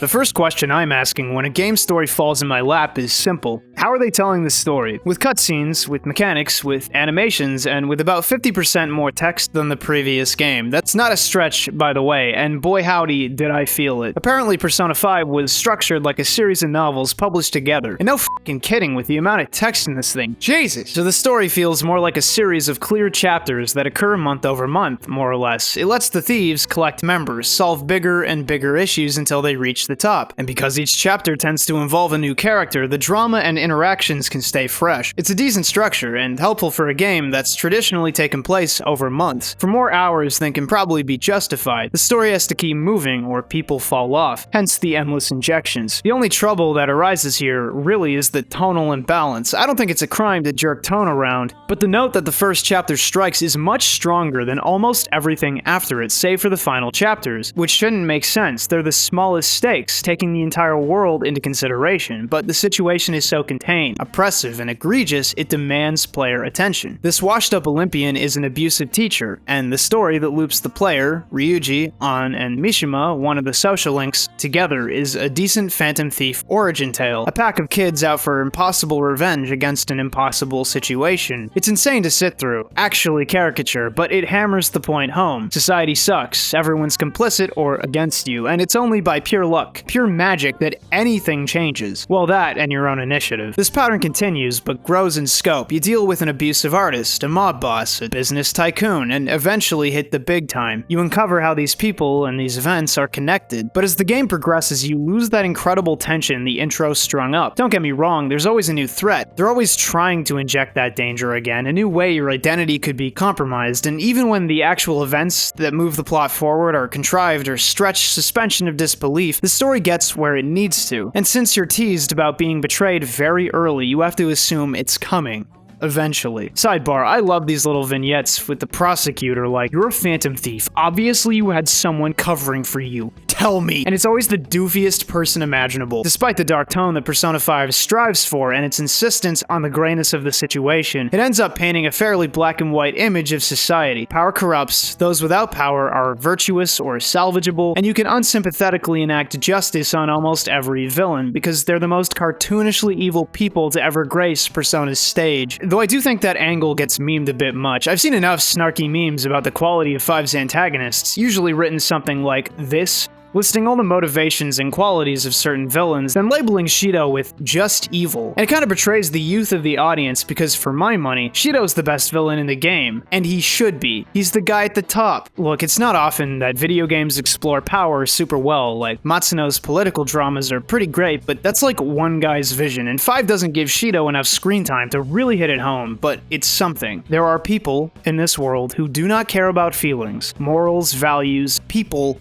anything. They care about power, consolidating power and denying power to others. It's realpolitik, politics, where the players have no morals, only interest in power. You will find, the older you get, that society doesn't run on morals and values. You want to imagine it does, but disappointingly, it runs on power. It's why some of our most prestigious professions are packed with narcissists and psychopaths. It's why people will backstab you, step on you, attempt to destroy you in the workplace. Why people can be casually cruel. Why people ask, why doesn't the manager like me? Why is my boss such a prick? These people do not care about anything but power. Shido is the perfect representation of this systemic reality, a person who manipulates everyone around him, who truly has no friends, who weasels and deals and funds his way to the top, who viciously cuts down everyone around him, even his most trusted allies. He's a person I would have said didn't exist when I was younger, because I wanted to think the world was a better place, but it's not, and Shido's the best villain in the game for it. Even his boss fight deals with power, like physical manifestations of who he is, propped up by this twisted humanoid biomass, and it ends with him physically powering up DBZ style, something that might have been lame or cliche if it weren't perfectly representative of his character. It goes the final step of forcing a 1v1 with the protagonist, but that only makes it juicier when you slap his tits off. Since I'm talking about the ending, you have approximately 3 seconds to leave the video before I get spoilery. It was a good run though, thanks for coming out. Commentating the ending is tough because, playing Royal, I knew this game wasn't finished yet, and this thing's long enough that it's kind of a massive bummer having to delve Mementos, my favorite place, just to hand in my plot coupons and redeem the ending. But whatever, you travel through the place, fight a cup, and by some means I won't explain, Mementos fuses with the real world, effectively recreating reality. The player knows that Mementos is a cognitive realm that fills the gap between palaces, but in case they didn't pick it up, they make it clear that Mementos is like the combined palace of all mankind. The deeper you go, the more people you find in cages, and eventually you find the antagonists you've beaten throughout the game, all resigned to their fates, wondering why you're even fighting, because Mementos represents the distorted desire of the people to not worry about their problems, not have to make decisions, follow a 100% walkthrough and never make mistakes or think for themselves. Unfortunately, Persona hasn't quit that trick, but good self-reflection, guys. This ends with the party battling against the god of control, or wish deity, or whatever. It's thematically designed, engaging, strong, but I can't stop thinking about the implications this has for the other Persona games. To my knowledge, the Persona games take place in the same universe, and I'm assuming 5 does too, so what does that say about the other existential threats and local deities screwing around? I mean, during that one ending scene, I genuinely thought Nyarlathotep was coming back. But no. So is this world just like an onion, layered with tons of powerful gods and demons? Anyway, you awaken to a new power and your devil daddy comes to blow God's face off with a gun. And if you're wondering, but what about thematic analysis? What about thematic analysis? According to the devs, Persona 5 was written to be thematically digestible and focuses on rebellion and personal freedom above all else. It shows that with all its characters. It shows it with the boss. I can't stress it enough. Your raging steel boner kills human hive mind God. Can it be any clearer? The real question isn't whether the game demonstrated its own themes, but whether they actually work, and kind of. It's foreshadowed by your probation period, right? You're not able to actually do what you please. You get a framework, a little rat maze to move around in and make the most of. And that's fine. Does good by showing how not to succumb to adversity and general mistreatment. But what the game never actually sells is rebellion against society, really. Joker and his friends might hate shitty adults, but that doesn't stop them from ultimately listening to and rehabilitating shitty adults when the chance arises. The Phantom Thieves might hate the police, but they'll still let the bad guys whose hearts they steal turn themselves into the broke-ass justice system they decry. The same system we watch fumble around, totally poisoned by corruption. Shoot, Makoto wants to be a police chief because she'll reform it from the inside with good intentions. It's what I hate about the world, the same nagging problem from earlier. It's a poser game. It's rebel couture. It talks itself up but doesn't deliver. You don't end up making clear and tangible changes to the world at large. Like, it tells you that you're basically reforming Japan, but it won't show what's changing visibly except for the game's major characters. You impact a few individuals, change a few hearts, and save a few people. And to be clear, that kind of limited scope is kind of necessary for a game to be easily digestible, but all the police forgiveness and phony strutting about our justice really amounts to a vague hope for the future without action, without direction, without a plan. Like, we'll sort it out, guys. Don't sweat it. I'm just tired. And I know, obviously Atlas isn't gonna throw revolutionary imagery or talk about the wage gap or something, but this game was directly inspired by the 2011 tsunami that devastated Japan, and apparently most of the game is inspired directly from real-world figures, even though it isn't, I guess, and how they fumbled through the crisis. And when that's the impetus for a creative work,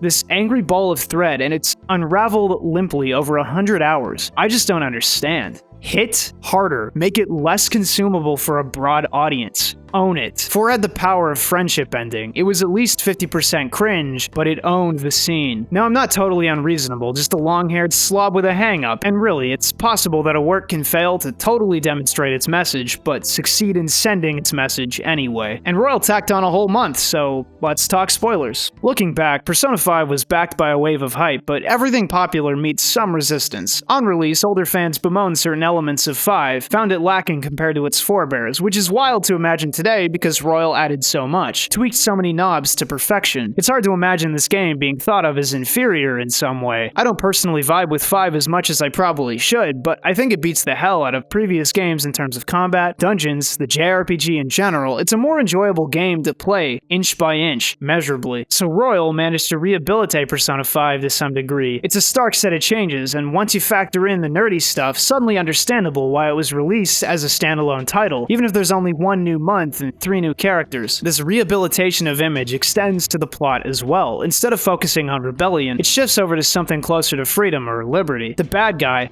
can I say it? It's a spoiler. The bad guy, Dr. Maruki, school counselor and nice guy trademark, does some highly suspect and improbable nonsense to effectively split the universe, kinda like Mementos, fusing with reality in the original ending. Here, everyone leads a good life, and you think that'd be cut and dry, like, okay. But Akechi starts asking questions, and suddenly the story's about control again, and about living a life you can be proud of, about autonomy and agency, and it's compelling enough. Maruki makes sense, but so does Akechi, and the only real factors that undercut Maruki's perfect world are his limited powers, presumed to have only altered some people's lives for the best, and that Maruki has some really embarrassing escapist tendencies. This is the FFTA story argument again. Okay. I can do this. That means, because Maruki is escaping his trauma, that he's wrong. Solved it! Everyone can call me a hero now! I like the drama of watching a character who's built up powerfully over the course of the game totally buckle under the weight of being challenged so thoroughly. It breaks his personality. It was a fun segment. That's it. You want more? So instead of focusing on rebellion or fixing society, it ends up focusing on unfixing society, implying that it's not possible unless we all can do it together. Good luck with that, reinstating the status quo. And it's good drama, but it's slightly frustrating. The way everyone talks about owning their pain and suffering makes me think, dang, there's definitely some wheelchair kid who can walk in Maruki's world, but you know what? That guy, he owns that pain, bro. Let's go, bro. I don't know how to engage with this without snarking for 20 minutes. Yeah, individuality, agency, that's all important. It's not really clear whether that was actually stolen from the party anyway, but instead of the society reforming phantom thieves making their best effort to reshape society, they put it back to square one and end it with vague hope again. Or better, with this little gem. But what about the people who want to take on the world themselves? How's it right to rob them of their opportunities? I hope you never have to live in chronic pain. I hope you never have to be trapped in abject poverty with no hope of social mobility. I hope you don't have to pay your rent and insulin just to live. I hope you have voting rights. Why does all this stuff feel like it was written by a 45-year-old man? Why, of all the notes to end it on, did I have to end it on that?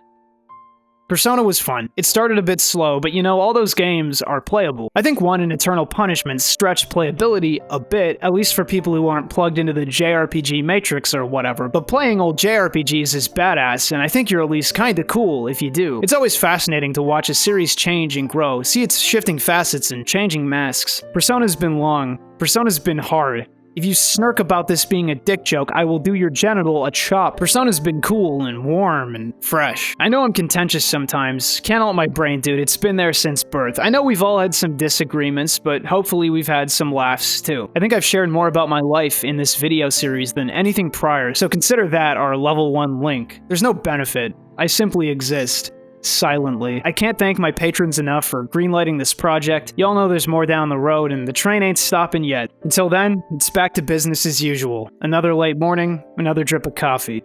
And there's worse fates, I think.